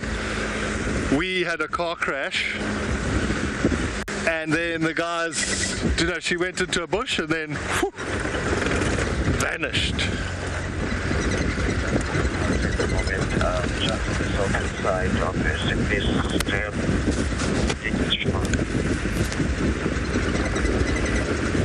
So I am just listening to the radio. The other vehicle, Mike, he's the vehicle that's with Tabangumi.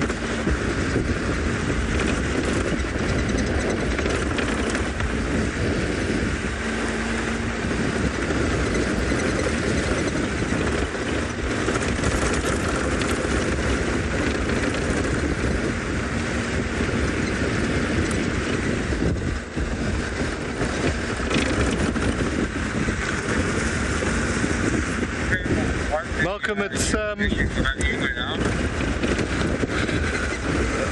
sorry, I just want to check. I'm pretty sure those are her tracks from earlier.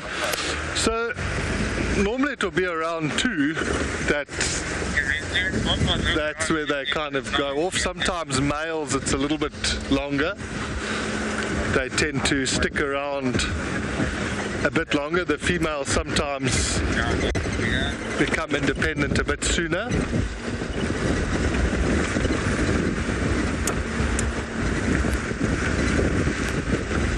So I'm just looking at the road. I mean, there's her tracks, there's hyena tracks all over the place here.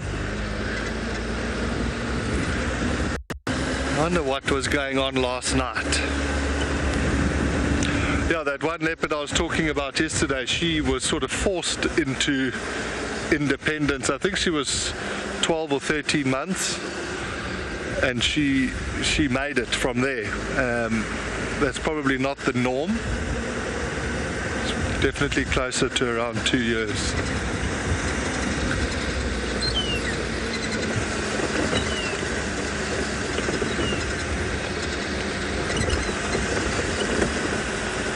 I think let's go down this road here, Dazza.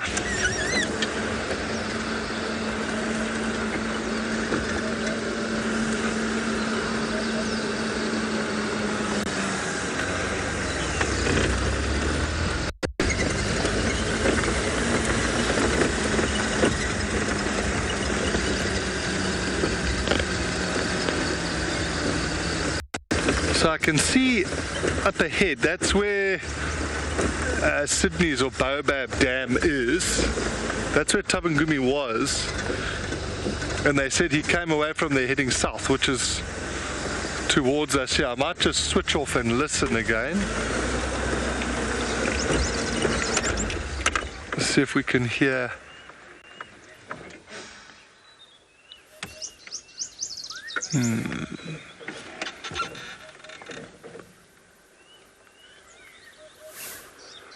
There's a squirrel alarming to our left. Mike, come in for Jonty. Go ahead. Mike, whereabouts are you now? At the moment, just on the southern side of Sydney's Dam, but inside Pridelands, and this Madonna is moving straight to the south. It might pop out around maybe Pridelands may exist. Okay, copied. I'm on that like link road that runs from Vuatela access towards Gari Buffels or Cutline. Is he further south than that? Yeah, but I think you can take maybe a first standby because I'm expecting one station from Buffelshoek and also Elias to come and join this sighting. Okay, copied, no problem. I'll take first standby.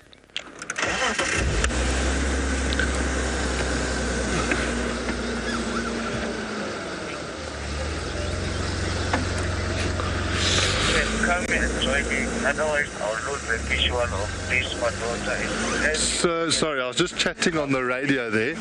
We're trying to sort of figure out where this leopard's going. While we do that, you're going to head over to Indabazita Marcus and see what's happening that side.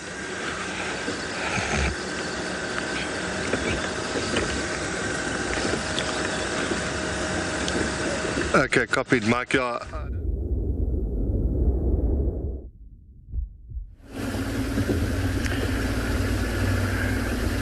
Welcome. So we have left that area which is parallel to that riverbed where I mentioned I'll be driving a loop to see whether the tracks do something there. And unfortunately I couldn't find those tracks anymore. Then I left this area going further into the property, and then this road that I am at the moment, we are heading directly west on the property, and then we'll sweep back south to where I think, judging from the last position of that track, these animals were headed. So they could have turned back at any time, but yeah, I think south now would be our best bet. Unless if maybe this road that I am driving in at this moment, we find other fresh evidence of these animals that they might have moved here, But yeah, if not that, I think we'll just head south and still look for more tracks that side, more fresher tracks. And of course, there are a lot of things that can help find these animals.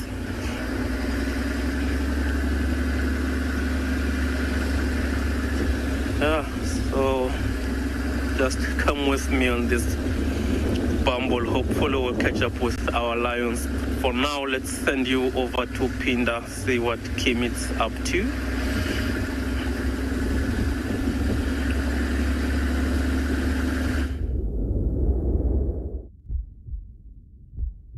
Welcome back. We've found, some very curious little vervet monkeys. It's so funny because as we arrived here next to this tree, all the adults kind of jumped off and away and all the youngsters stuck around to check us out. They're all very curious and acting very brave.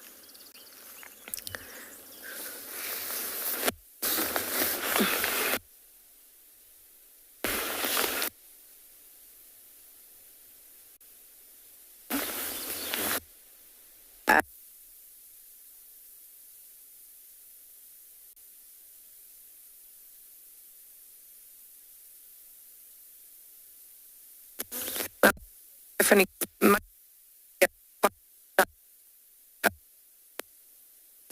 It's when they become.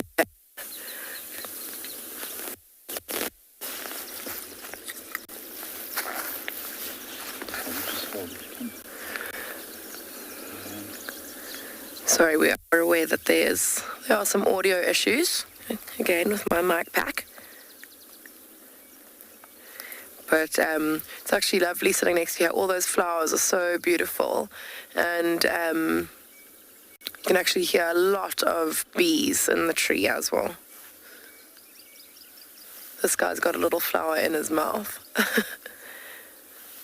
Oh my word, it's so funny. They're being so inquisitive.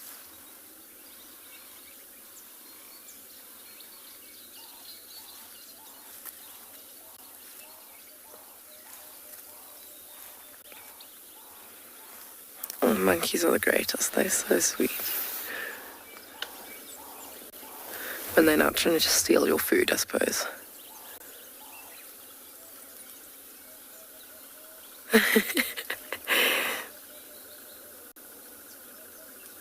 God. I wonder what those flowers taste like. Can't imagine them tasting very nice, but the monkeys seem to be enjoying them. I suppose at this time of year, everything is starting to blossom, and spring will bring a lot of really yummy, nutritious things that the monkeys and most of the animals have been lacking throughout winter, which is our dry season.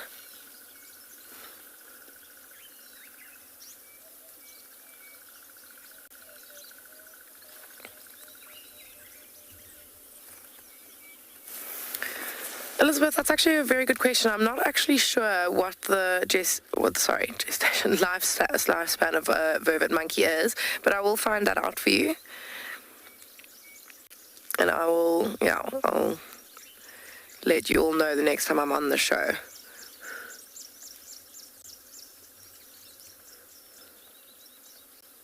Waiting for Mary? Oh, sorry about that. But it's not much that's more entertaining than a bunch of young monkeys who are trying to show off their bravery to us. Definitely keeping a keen eye on us to make sure that we're not going to try and get them.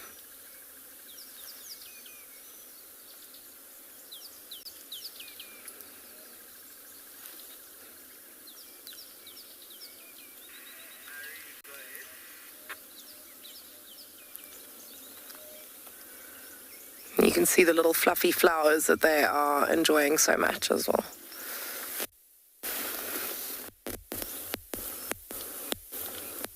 We can't see any of the bees, but I mean I can hear just buzzing around. But as develops, this is kind of what we're going to be seeing. Lots of these beautiful bright green leaflets and lots of flowering trees, which is pretty cool.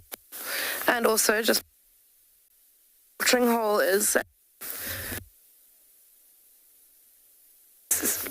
first rains should be starting quite soon.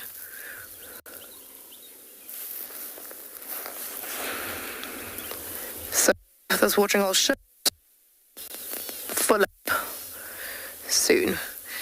But the fact that it still has water in anyways after our dry season is quite spectacular. I keep mentioning the awesome rainy season that we had that made it possible for most of our watering holes to stay with a little bit of water in them throughout the dry season. So most of them have kind of just made it to our rainy season, and now it should start to rain and replenish all of the watering holes.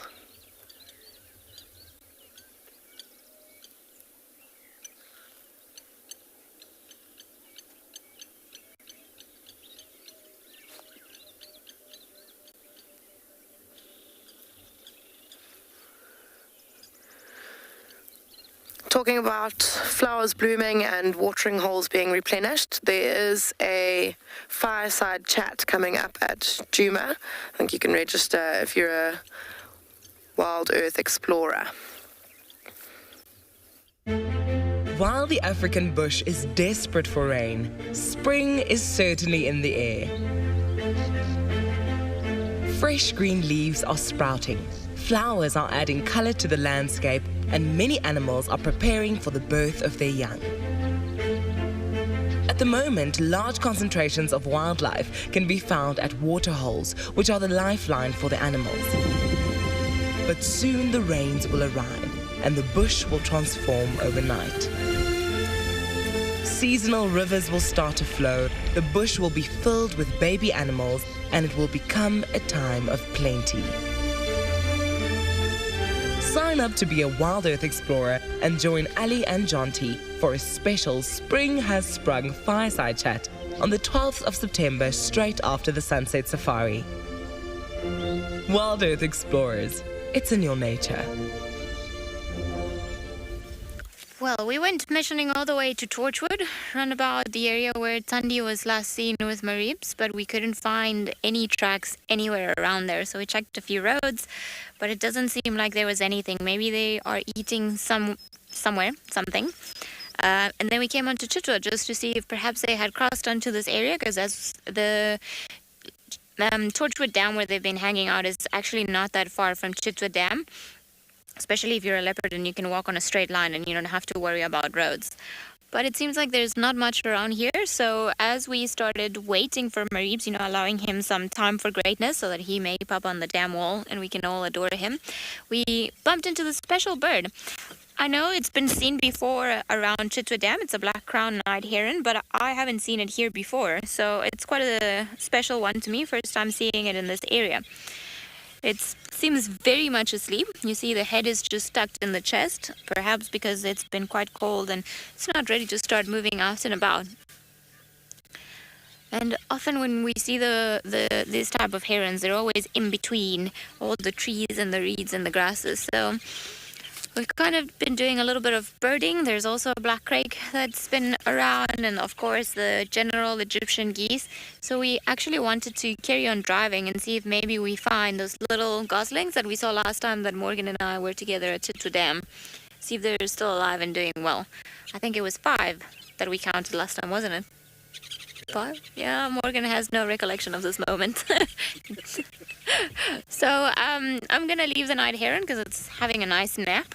Probably just wants to carry on sleeping, and then I'm gonna drive a little bit forward, see if maybe we can see the little goslings, and then we'll just carry on. Not too much happening around this area today. Not many signs for lions in general all throughout, or for some of our leopards. And it seems like Shidulu was actually close to tortoise span, not Tavangumi as it was initially reported. So I think that maybe makes a little bit more sense considering they've been seen mating the last couple of days. But it's interesting because tortoise span seems to be walking more and more on certain parts of Juma, so especially around the gate area towards Vuyatela, Sydney's Dam.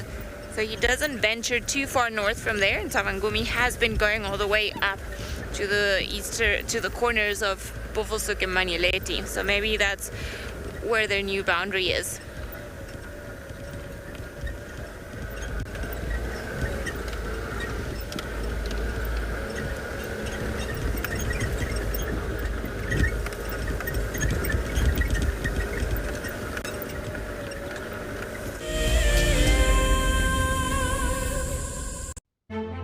While the African bush is desperate for rain, spring is certainly in the air. Fresh green leaves are sprouting, flowers are adding color to the landscape, and many animals are preparing for the birth of their young.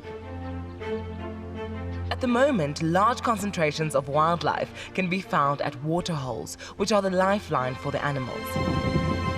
But soon the rains will arrive, and the bush will transform overnight. Seasonal rivers will start to flow, the bush will be filled with baby animals, and it will become a time of plenty. Sign up to be a WildEarth explorer and join Ali and Jonty for a special Spring Has Sprung fireside chat on the 12th of September, straight after the Sunset Safari. WildEarth Explorers, it's in your nature.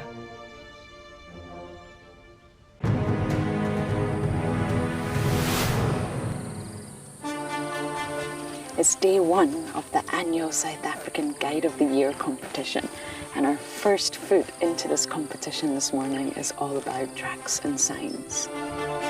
We're going to call you in one at a time. Just look at it, the information will be there.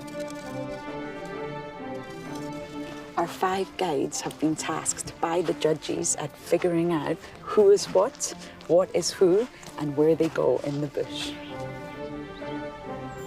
Either Franklin or guinea fowl, but because of the volume of other deposits in the area, we went with guinea fowl.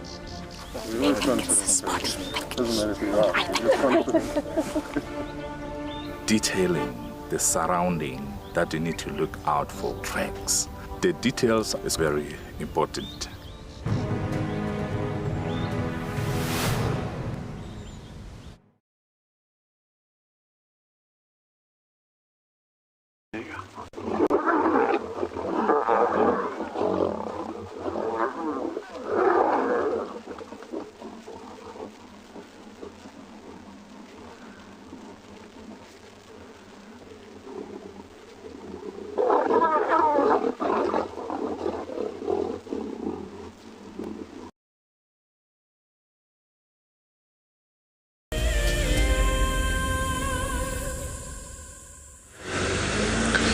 So, welcome back everyone. The update is that this is actually the tortoise pan male, but he was coming on this game path here. We just had a hyena come out that had been following him.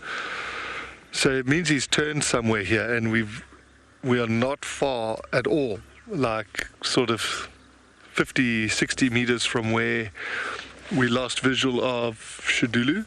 So I'm pretty sure he's following her. There's that other vehicle we've kind of been taking it in turns, one trying to go in to the block while the other one stays out. You see the hyenas come back out on the road down there. And this hyena has been following the male leopard the whole time. So we want to try to keep an eye on where that hyena goes, because it might just lead us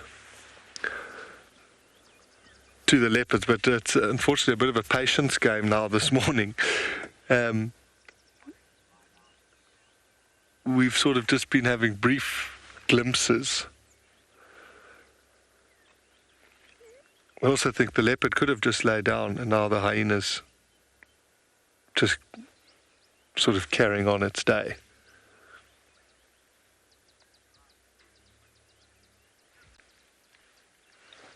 But it's always worth, if you've got, you know, we're fortunate that there's 2 vehicles now that are trying to find him again.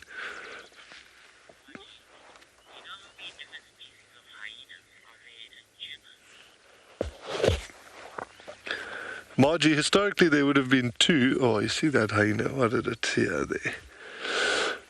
2 brown hyena and spotted hyena, but now in sort of more modern day times, it was very, very uncommon to see a brown hyena in these parts. So it would actually just be the spotted hyena that we get. So we just kind of watching this boundary, because obviously if the leopards cross it, we want to know that they've crossed out of Juma. So we're kind of just working together with that other car. We sort of taking this chance to chill out here and let them do a bit of bushwhacking.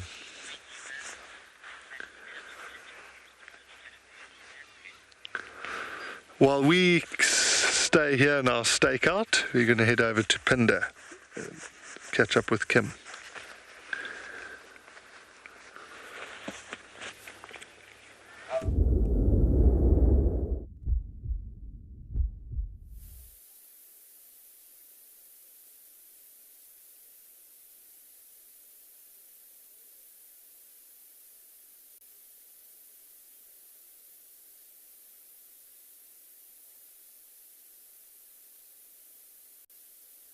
Just adjust your mic, man.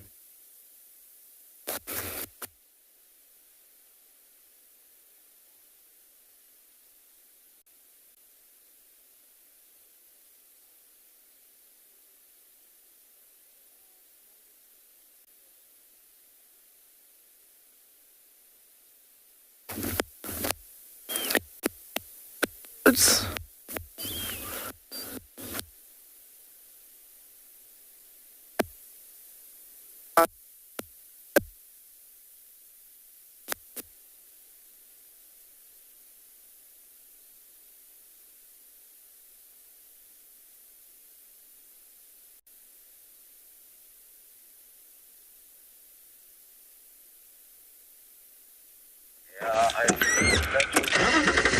Welcome back. Sorry you lost the sound at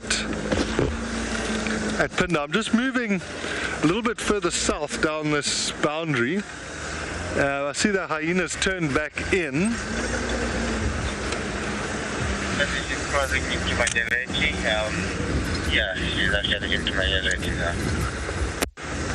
So that is amazing. We had like a complete leopard drought for 2 days. And now around Sydney's dam there was the tortoise pan male.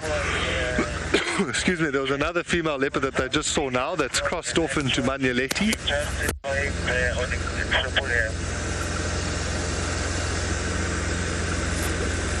And obviously Shidulu as well. Yeah, Jonty, I booked you over from where you are. Come like northeast. I found this my daughter again, just not a panty here in the block.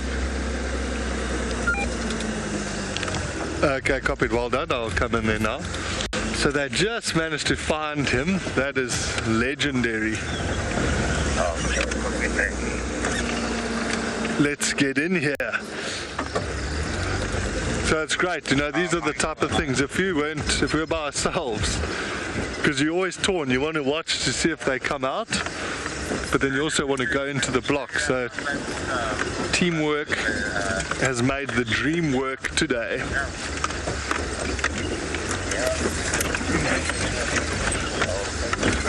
Whoa! So I don't know where they are. He told me he could see our car and just told us to head northeast, which is what we're doing.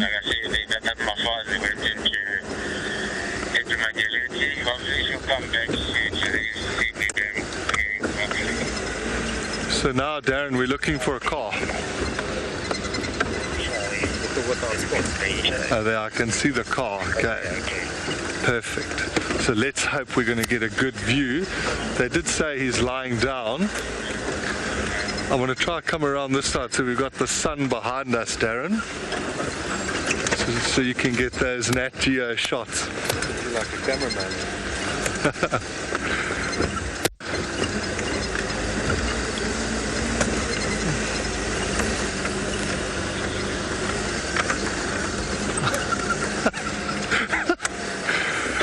While we get in position, you're going to head over to Marcus for a quick update.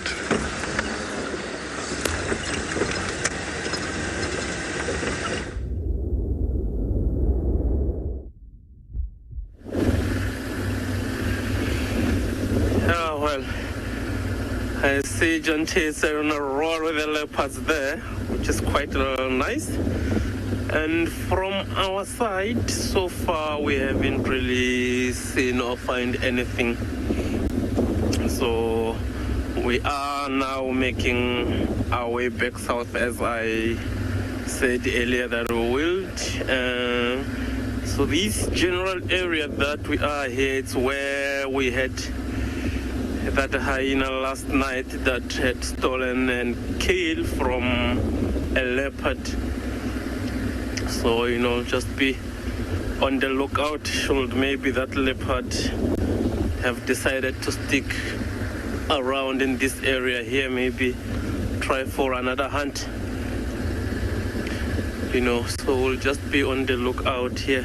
However, there are not a lot of tall trees, as I have mentioned yesterday, so it's more these guaris which are not as tall, and hence that hyena was able to steal that kill from the leopard, because that leopard did hoist that kill last night actually, but because the guaris or the ones that we've got here at least are not that tall, the hyena was able to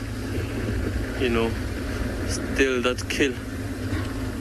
So yeah, we'll be on the lookout for this leopard should she have decided to hang around this area, or her tracks also for that matter,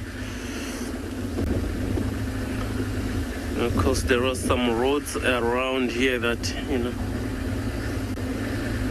we might be able to pick up the tracks of where she might have gone to. So this is one of those areas where we sometimes get some wildebeest heads that will just be feeding this side.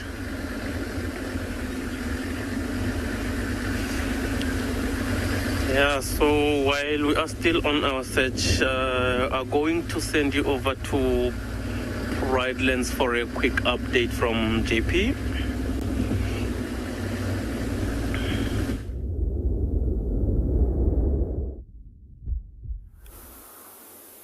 Welcome back to Bushwalk. While Marcus is out and about searching for lions, so were we too. We had some distant contact call.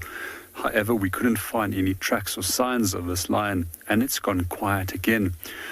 But his call took us into an area where we found a large number of sicklebush trees, and these plants are actually naturally occurring invasive species. We also refer to them as bush encroachers. And the reason why they become so successful is because the area has been disturbed previously, and quite often we find that it was because of cattle farming or other agricultural practices that this piece of land might have been disturbed. And as if they have ability to use special bacteria that lives in their root nodules to enrich the soil by extracting atmospheric nitrogen, they become incredibly successful. So sometimes you also have to manage these plants, and there's a number of different things that you can do to manage this. And you can either bring a very hot fire in here by burning on a very warm day with high wind speed and low humidity. You can also bring in a mechanical means like a bulldozer, remove these. And then there's also a number of other methods, such as actually using labor. And in South Africa, labor is fairly easily accessible.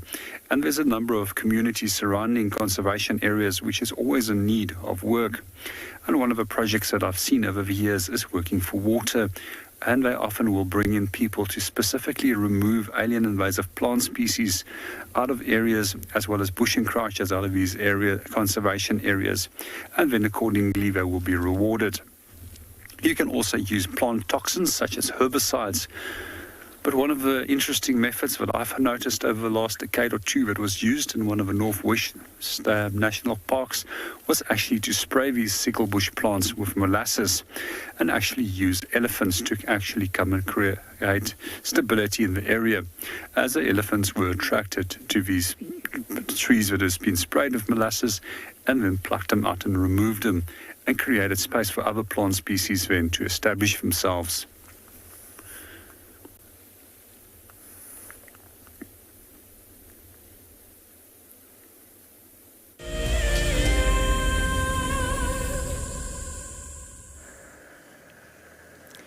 Well, we seem to have found all the water buck that are normally around Tswalu Dam, but they're not at the dam itself.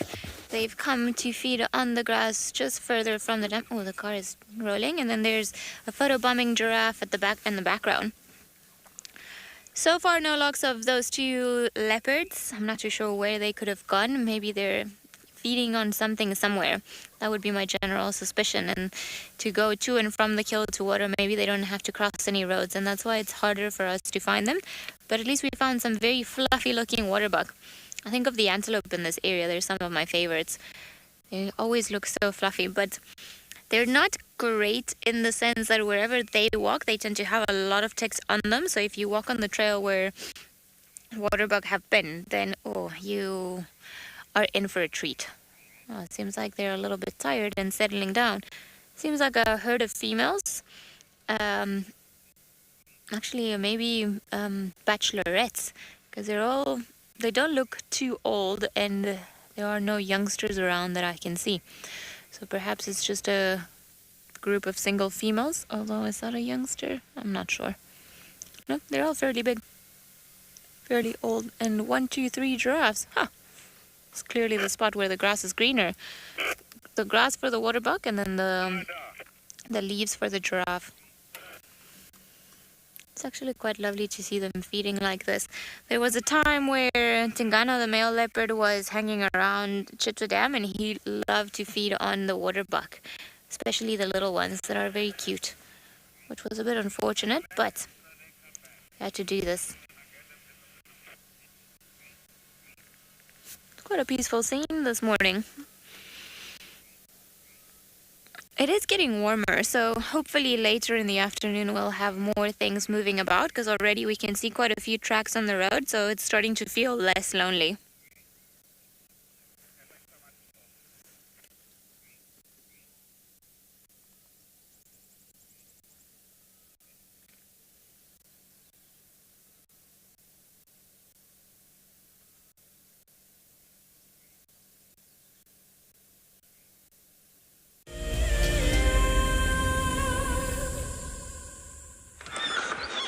Okay, so we've just found him again. He's actually lying down.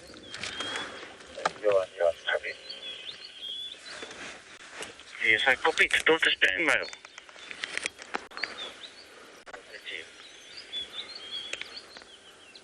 So he's been giving us a proper workout, but he just scent marked actually just before he lay down here. And we're really not far from, like I said, where Shidulu, where we last saw her this morning. So it would be fantastic if they are going to link up.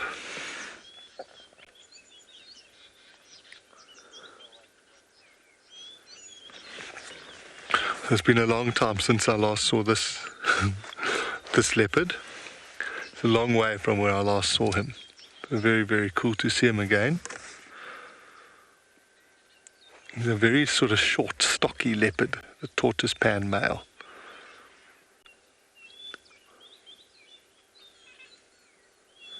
So he's grooming himself. So I think he did have a kill, which he obviously finished. And that's where those hyenas were following him.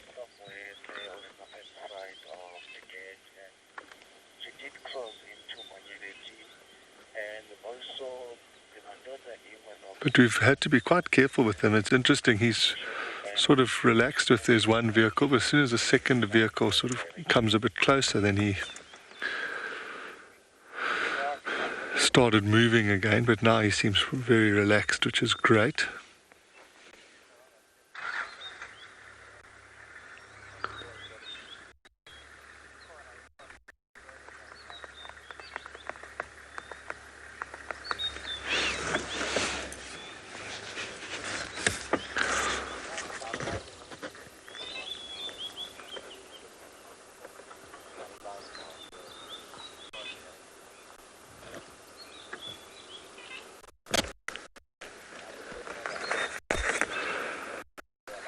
So,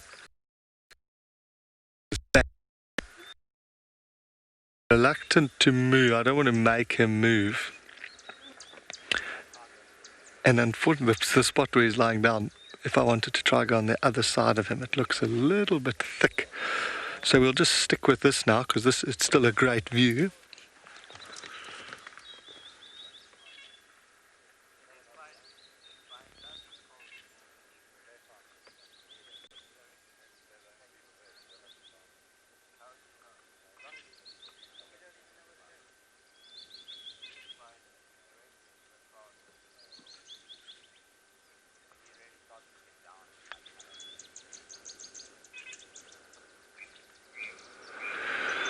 I'm just glad he's gone still long enough that you can actually see him, because a couple of times this morning we've been close and then had to leave.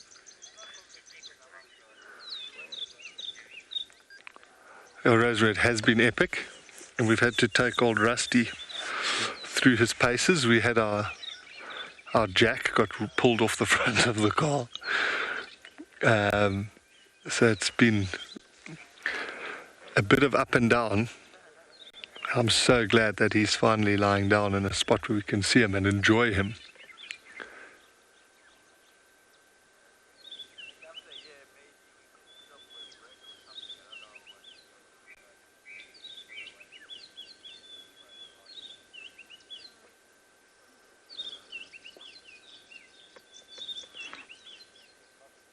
So he might groom a bit more.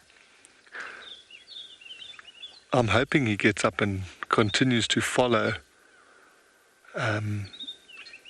Shidulu, because it would be fantastic to see them if they do get together and interact and possibly mate.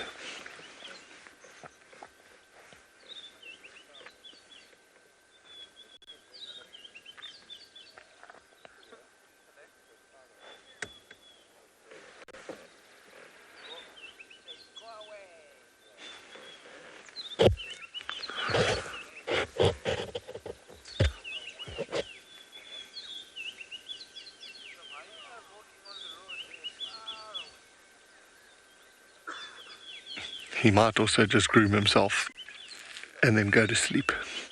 That is also often what full male leopards will do.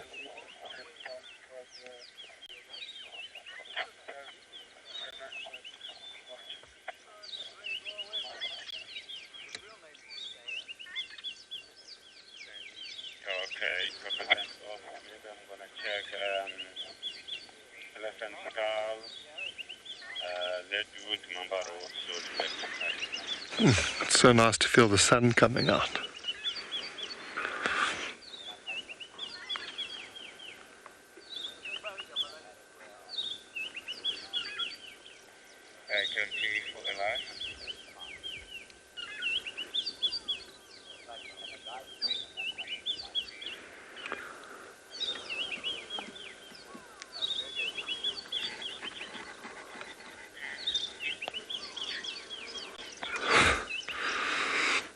Oh, look at that, James. It's like he heard you. It's beautiful. He's got that like very prominent little stripe coming away from his left eye.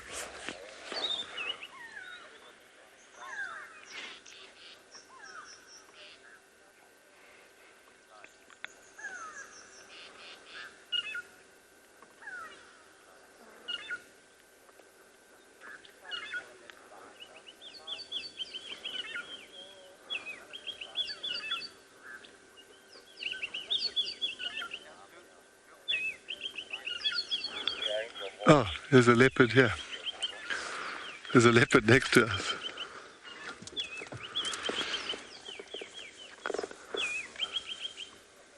Station, just an update. Shidulu's joined tortoise bandmail.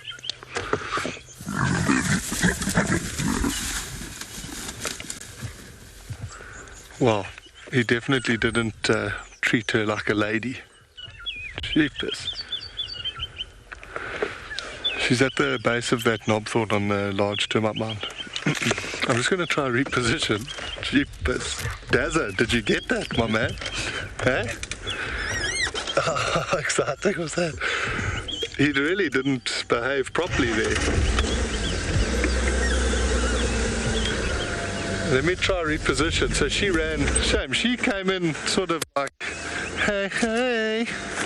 And he was like, get out of here. It was very interesting. Oh, check here. There's a set of impala horns that looks like it's been recently eaten. I wonder if that's not what she was sniffing around, what got stolen from her.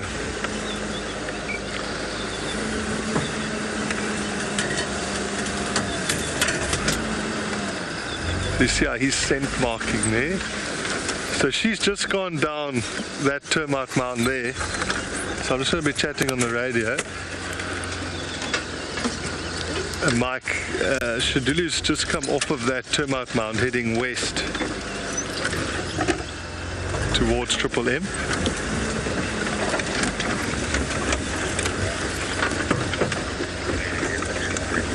And also the Madonna is just behind Juma Private.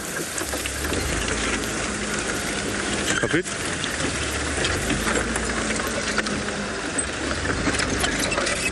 So we're very close to the boundary. If Shidulu crosses, he's going to follow her. So we might just get one more view if we can get through here. Copied. Darren does not want us to drive into a big hole. So he's sitting there.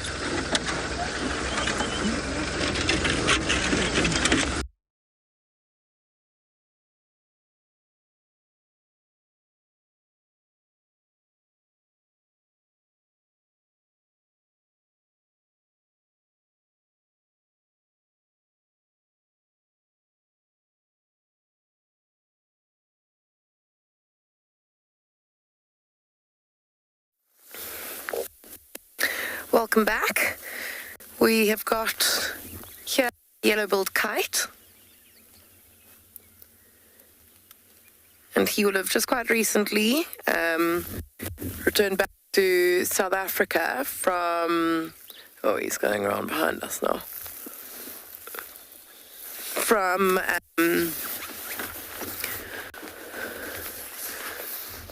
from Africa. They kind of migrate around Africa, and he'll be back here for the summer. They do not breed here, though. They breed in other parts of Africa. He is kind of coming back around. He looks to be hunting, maybe. Sticking in one area and flying around. He hasn't kind of caught a thermal, like a nice wind pocket that he can just glide around on. He's quite obviously kind of searching for something to feed on. And actually, we do know that there is a carcass in these. Oh, that's exactly where he's going. Oh, what did he seem to catch there? There is a carcass in these thickets just here that a male lion was feeding on a few days ago. And yellow-billed kites do tend to scavenge relatively often.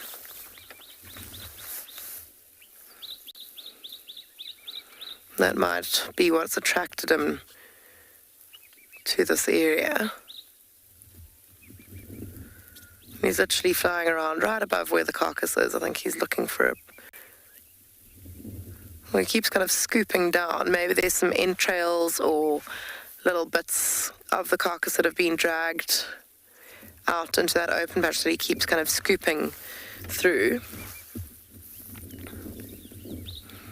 Might also just be trying to make sure that the larger predator or whatever may have killed this animal is not still around and it's not going to chase him off when he arrives.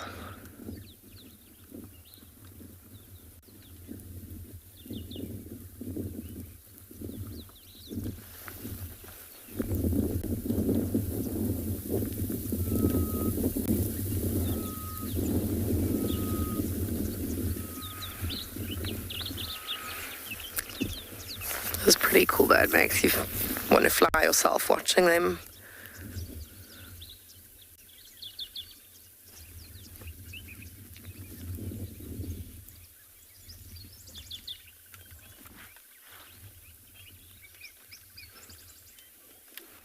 Yo.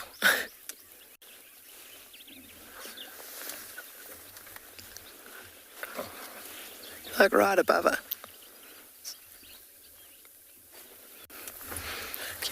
Keep almost blinding myself against the sun.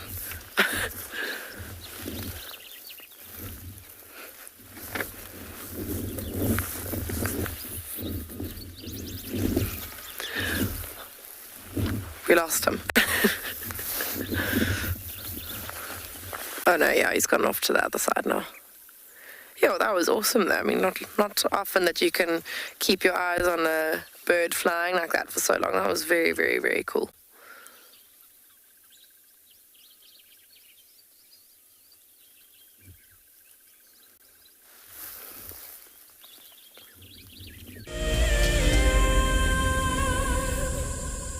The Masai Mara in Kenya is an iconic wilderness filled with life. Its inspirational beauty has captivated our hearts on WildEarth for many years. While this season of the world's greatest migration has been missed, WildEarth is preparing a spectacular comeback in 2022. For the first time ever, WildEarth will be running expeditions to Kenya's Masai Mara throughout the 2022 migration season. Hosted by David Githu and Isaac Rotich, you could be a part of the team that shares the wildebeest migration with the world, live on WildEarth's daily safaris.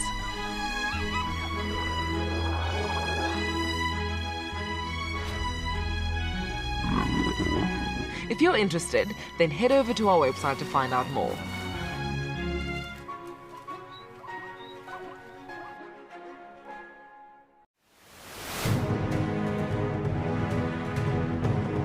I think sometimes you need just to listen.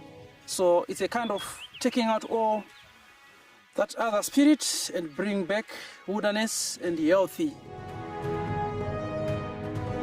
Bushwalk and trek and sign. I'm sure I'm good at that. I spend most of my time on the ground since I was a young boy, so I think I'm good with that. Actually, I'm not much nervous of any category. Just take it as it is. Yeah.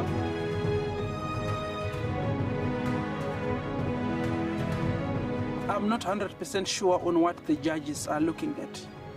So chances are 50-50 on my side. I'm not... Obviously, when you go for a competition, you say you win.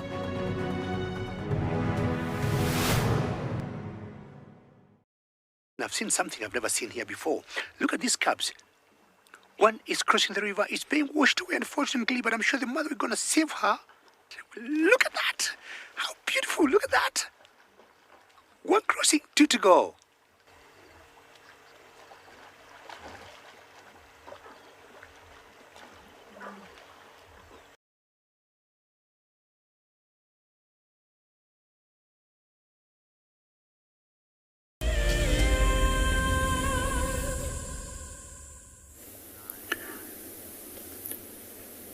Welcome back on Bushwalk. We made our way down towards Ndlovu Dam as we had no luck in locating on the call of a lion again. Neither did we find any tracks. So some of the animals that has come in to come and have a drink so far is one of the dikers, common diker that we saw on the opposite side. That's one of 3 species of diker that we have in South Africa. The other 2 species are restricted to forested habitats, whereas the common diker has got the widest habitat tolerance of any of the dikers. It's generally referred to as a bush diker, while the other species of diker that occur throughout Africa are all considered to be forest dikers. The other 2 species is known as red diker as well as blue diker, which is one of South Africa's smallest antelopes. An antelope species which weighs less than 2.5 kilograms in weight. They're absolutely cute. I've found them a few times in the past already. To come back to the diker, it's also actually quite strange to see them coming to drink so often at the waterholes over here, as they're actually considered as a water-independent species, which gains more than sufficient amount of water from the plants that they feed on. We're going to sit in here for a little bit longer and hope to see some elephant smoke hopefully coming in and so that it heats up.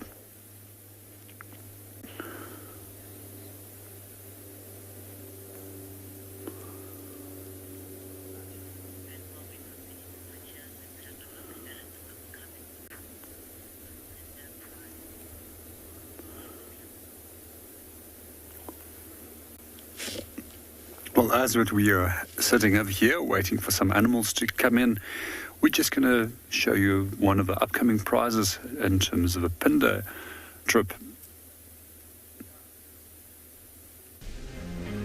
Calling all WildEarth explorers, we have a new and frankly awesome travel prize for you to win. andBeyond Phinda Private Game Reserve encompasses an impressive 28,000 hectares of protected wildlife land in KwaZulu-Natal, South Africa.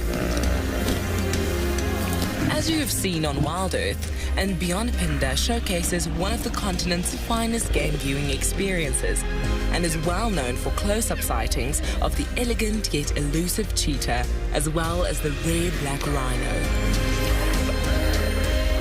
Sign up to be a WildEarth explorer before the 16th of September and you and a friend could be heading to the magnificent Pinda Mountain Lodge, where you will spend 3 nights escaping the real world at this ultimate safari location. WildEarth explorers, it's in your nature. Welcome back. We are just slowly making way for this beautiful elephant bull that we just came across. He's wanting to walk down the road and we're just giving him his space. He's gone off now though, so that should be okay.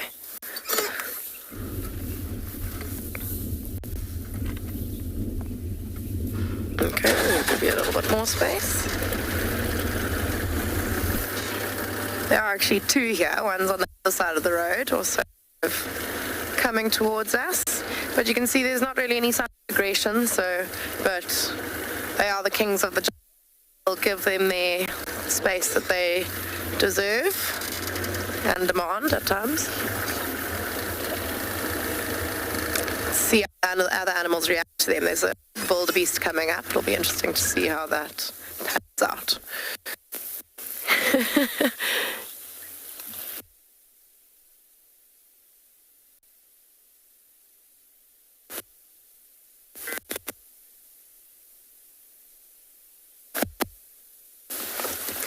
Wildebeest didn't want to move.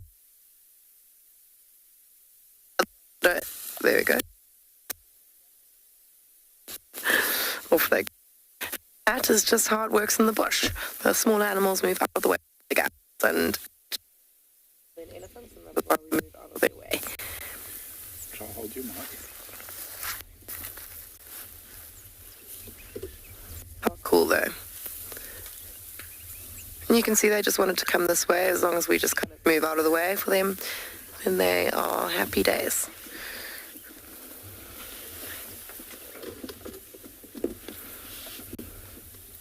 Same as we've been watching them, they just seem to be kind of pulling out little saplings and feeding on the roots. I've mentioned a bit that see that one at the back kicking the comes the wildebeest.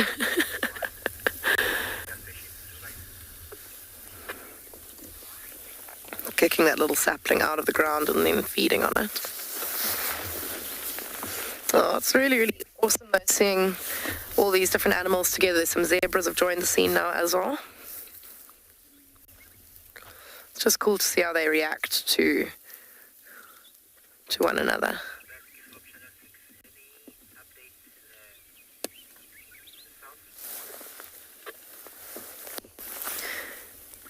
The only update this morning is to Elephant Bulls, Main Road, Shabalala. There's one station here. Copy, thanks. Yeah, we came to join you for those elephants around Main Road. Copy, you can make your way. Yeah, I mean, there's no reason why elephants should attack zebras or wildebeest, but it's just a bit of a respect thing. All animals in the bush kind of slot into a hierarchy. It's very much dependent on their size.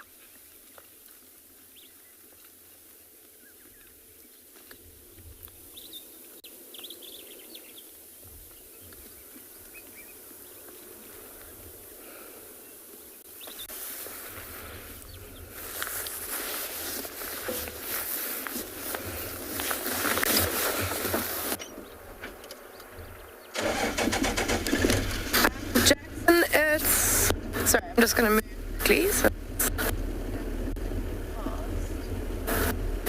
got to do with the length of the tusks. I think it's... Yeah, I'll have to actually get back to you about the exact specifications.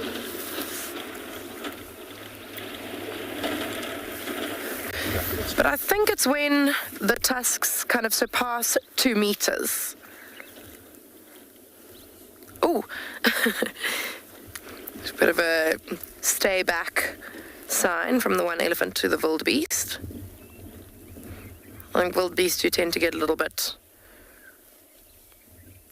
I mean, elephant get a little bit frustrated when other animals don't kind of heed their warnings. And that's exactly why we need to heed their warnings, because if you don't, then that's when the trouble starts.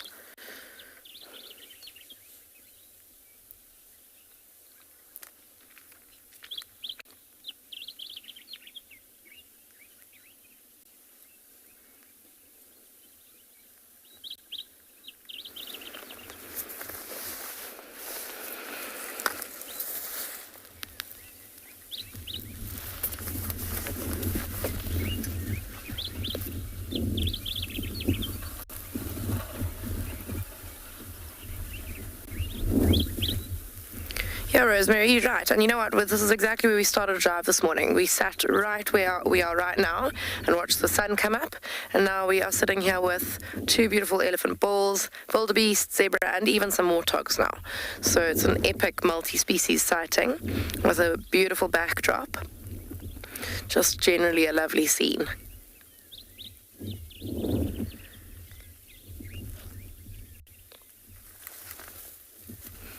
See what this guy does to this tree.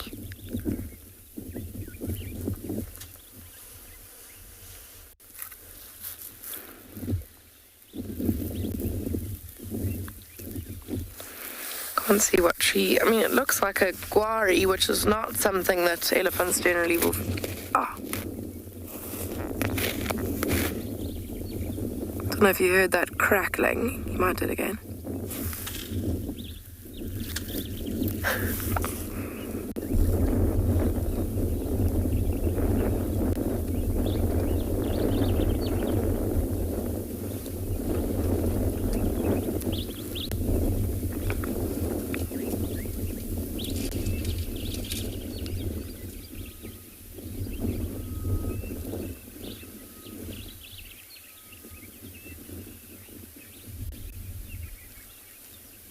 Amazing. It looks like he's actually broken down the guari around. It looks like there's something inside there, maybe an elephant pudding creeper, that he's wanting to get to. But we'll just listen and see if we can hear him crackling any branches.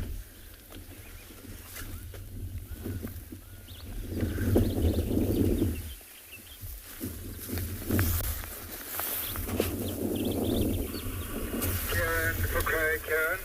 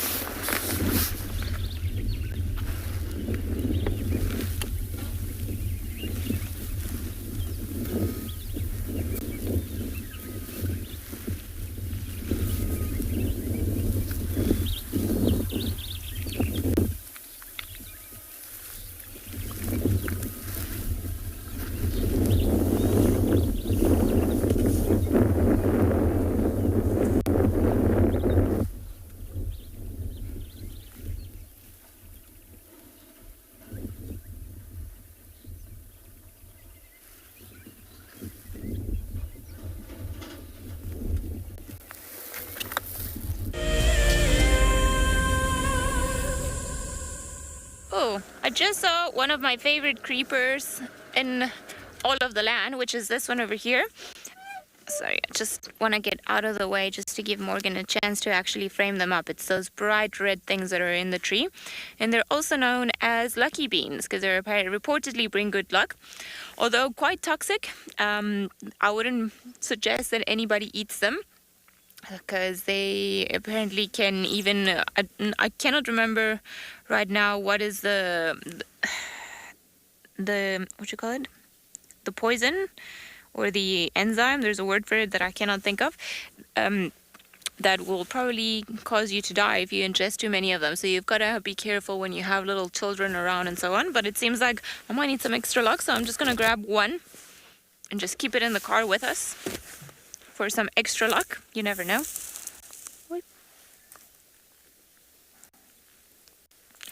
Please, bring us some good luck. Oh, okay.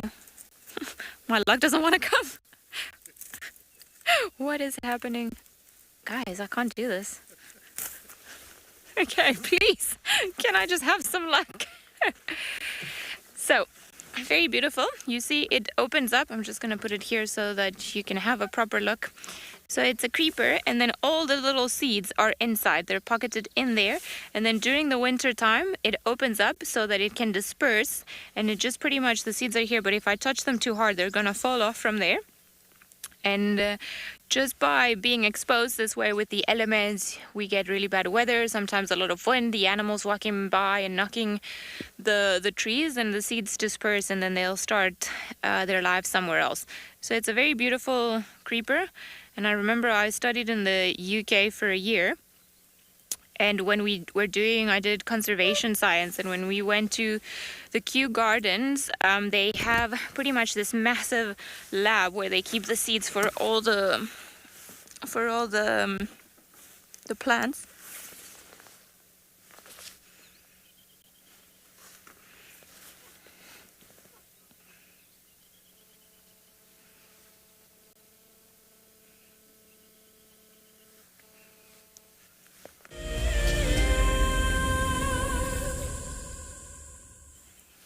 So as I was saying, in Kew Gardens in London, they have this massive seed bank, just because they're worried about certain plants around the world being or going extinct. Plant conservation, it's actually really important as well. And there are many species of trees around the world that are being illegally traded, or they're being cut down in forest just to produce furniture mainly, or ornaments. And when we arrived to this massive bank, the image, or the first one that we saw, was actually a photo of this one, and I was feeling quite homesick for Africa. And when I saw this Abrus precatorius, I think it's a scientific name, I nearly burst into tears, and I was like, Africa's calling me back. So it was pretty cool to see it up there, and it was quite funny to think that a seed bank would have seeds for creepers that you find out in the bush, because you would normally imagine that, you know, they would have seeds for the bigger trees, but they have this very state-of-the-art cryogenic lab where everything's kept at very low temperatures to prevent it obviously from fermenting or getting damaged, and they're just creating a bank in case we manage to make a bunch of plants extinct. Many species are highly endangered, especially of flowering plants, and things like orchids, incredibly endangered. But we don't really speak about it too much, perhaps because they don't, I have a friend that says because they don't have eyelashes, we don't care about trees all that much.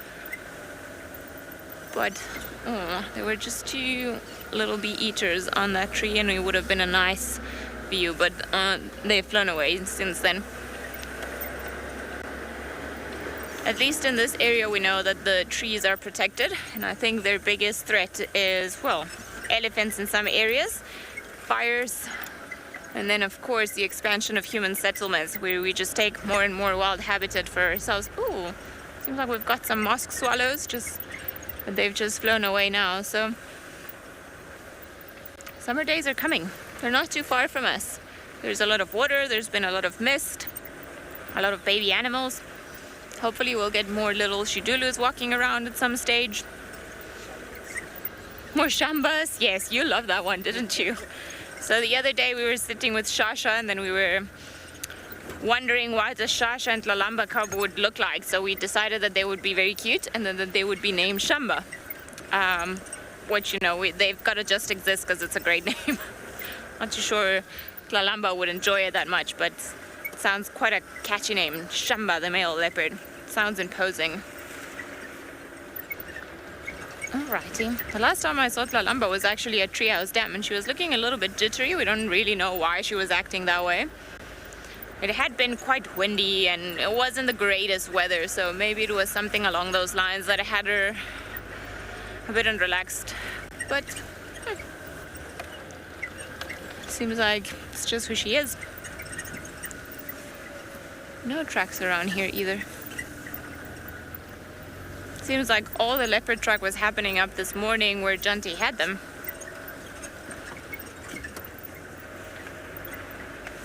And not even one update on wild dog that I've heard, and I've been trying desperately to see if they're around, but I haven't heard anything.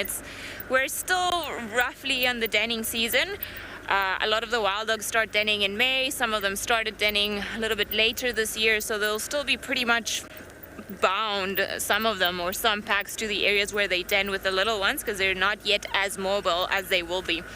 So we haven't had any around here, which is sad, because maybe the adults would have been. I thought maybe that pack in the Manyeleti would have been around here, but it seems like we've had no luck. But this reminds me, talking about updates, so the Nkuhuma Pride, as Peter was saying, is all the way down on EP. It seems like that's kind of the area that they've been operating in, and that the lioness with the injury, or the injured foot, she's still at the little gallery not too far from where we saw her. So I suspect she'll be sticking around that area until she recovers, or until she finds some food, hopefully. What is that? No, it's just a termite mound. But she's been left behind by the pride for now, so it's not... It happens where a lioness cannot keep up with the rest of the pride. The pride still has to carry on moving and trying to feed the rest of the cubs. So she might just wait until her foot starts feeling better, and then she will, and if it does, then she'll likely start calling, or start contact calling, or trying to sniff out, and then rejoin the pride at a later stage. For now, they're keeping an eye out on her on Little Gowrie, just seeing where she goes and what she gets up to. But it doesn't seem like moving has been her favorite activity. would imagine if she's got a broken foot, she'll be in a bit of pain. But nothing a lion can take. Lions are pretty sturdy animals, and sometimes they surprise you.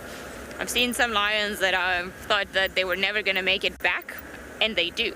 So I think let's give her the benefit of the doubt and the benefit of time, and likely she'll heal.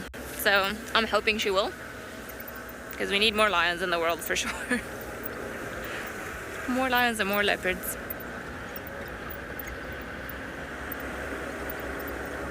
See, now there's almost sunshine again.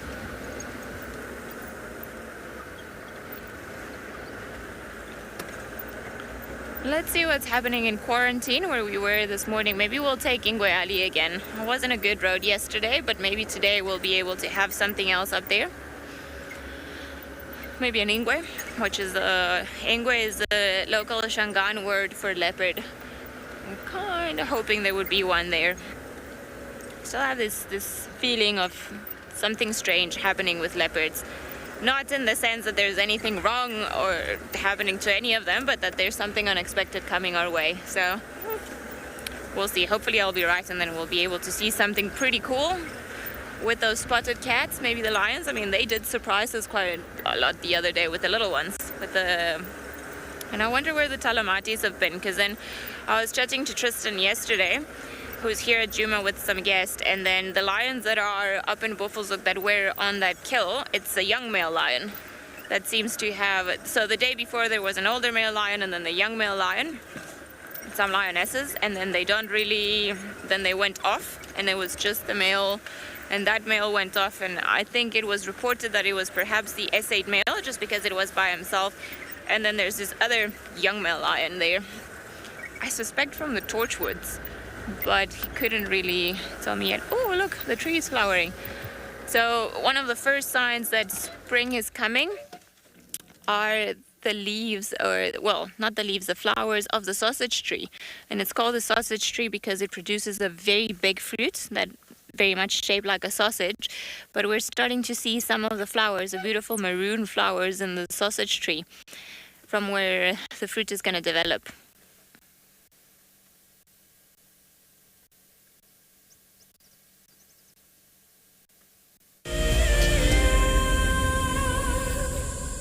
I have a degree in environmental planning and development. My passion is outdoor classrooms. We are not only grooming the environmentalists of tomorrow, but tomorrow's leaders as well. My long-term goal is for the people of South Africa to learn how to live sustainably and to be able to look after themselves and the environment. So I hope that through environmental education, we are able to get that message to the future generation of South Africa so that they start now and can continue that good practice in the future. Environmental education is critical so that people can live sustainably in the future. That is my long-term goal.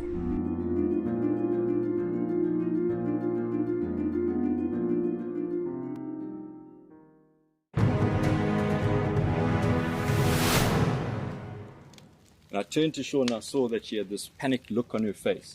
Either she was afraid that something had happened or she was afraid that she was going to miss out on something.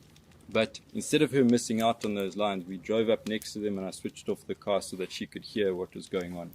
Now, these lions had killed a kudu, and she could hear these two cubs, both 8 months old at the time, busy pushing and shoving each other out the way to get to the best parts of the meat. And the mom was lying just to the side in the shade. Now, I'd known that before losing her sight, Sean probably knew what a lion looked like. But I really wanted her to know what this lion looked like. So for the first time in my guiding career, I started to describe to someone what a lion looked like. And I found that, I started to notice things in that lion that I'd never seen before.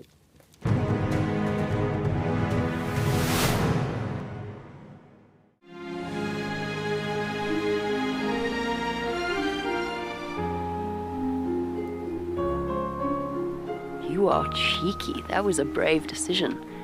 Amber Eyes is...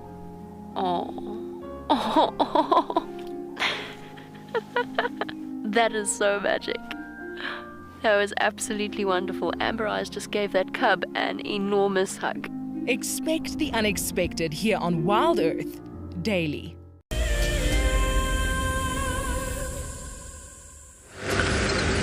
Welcome back, everybody. So, that leopards, we're just trying to recap it, Darren and I. So, that position where we were with the male, where he was lying down, and then the female Shidulu turned up, there was looked like a very fresh remains of an impala kill. It was just the top part of the horns that was there on the ground, and then when we came out onto this boundary, Shidulu crossed the road, and then there was a third leopard that we don't know who it was. So we've just been kind of doing a loop around here to see if we can find them again. We've been unlucky with the females. We saw the tortoise pan male again very briefly, and then he went off down into a drainage line where we unfortunately couldn't follow. So I'm actually just coming back to where we saw them, just to see if we'd get a bit lucky, but I don't think so. You're going to head over to Ali.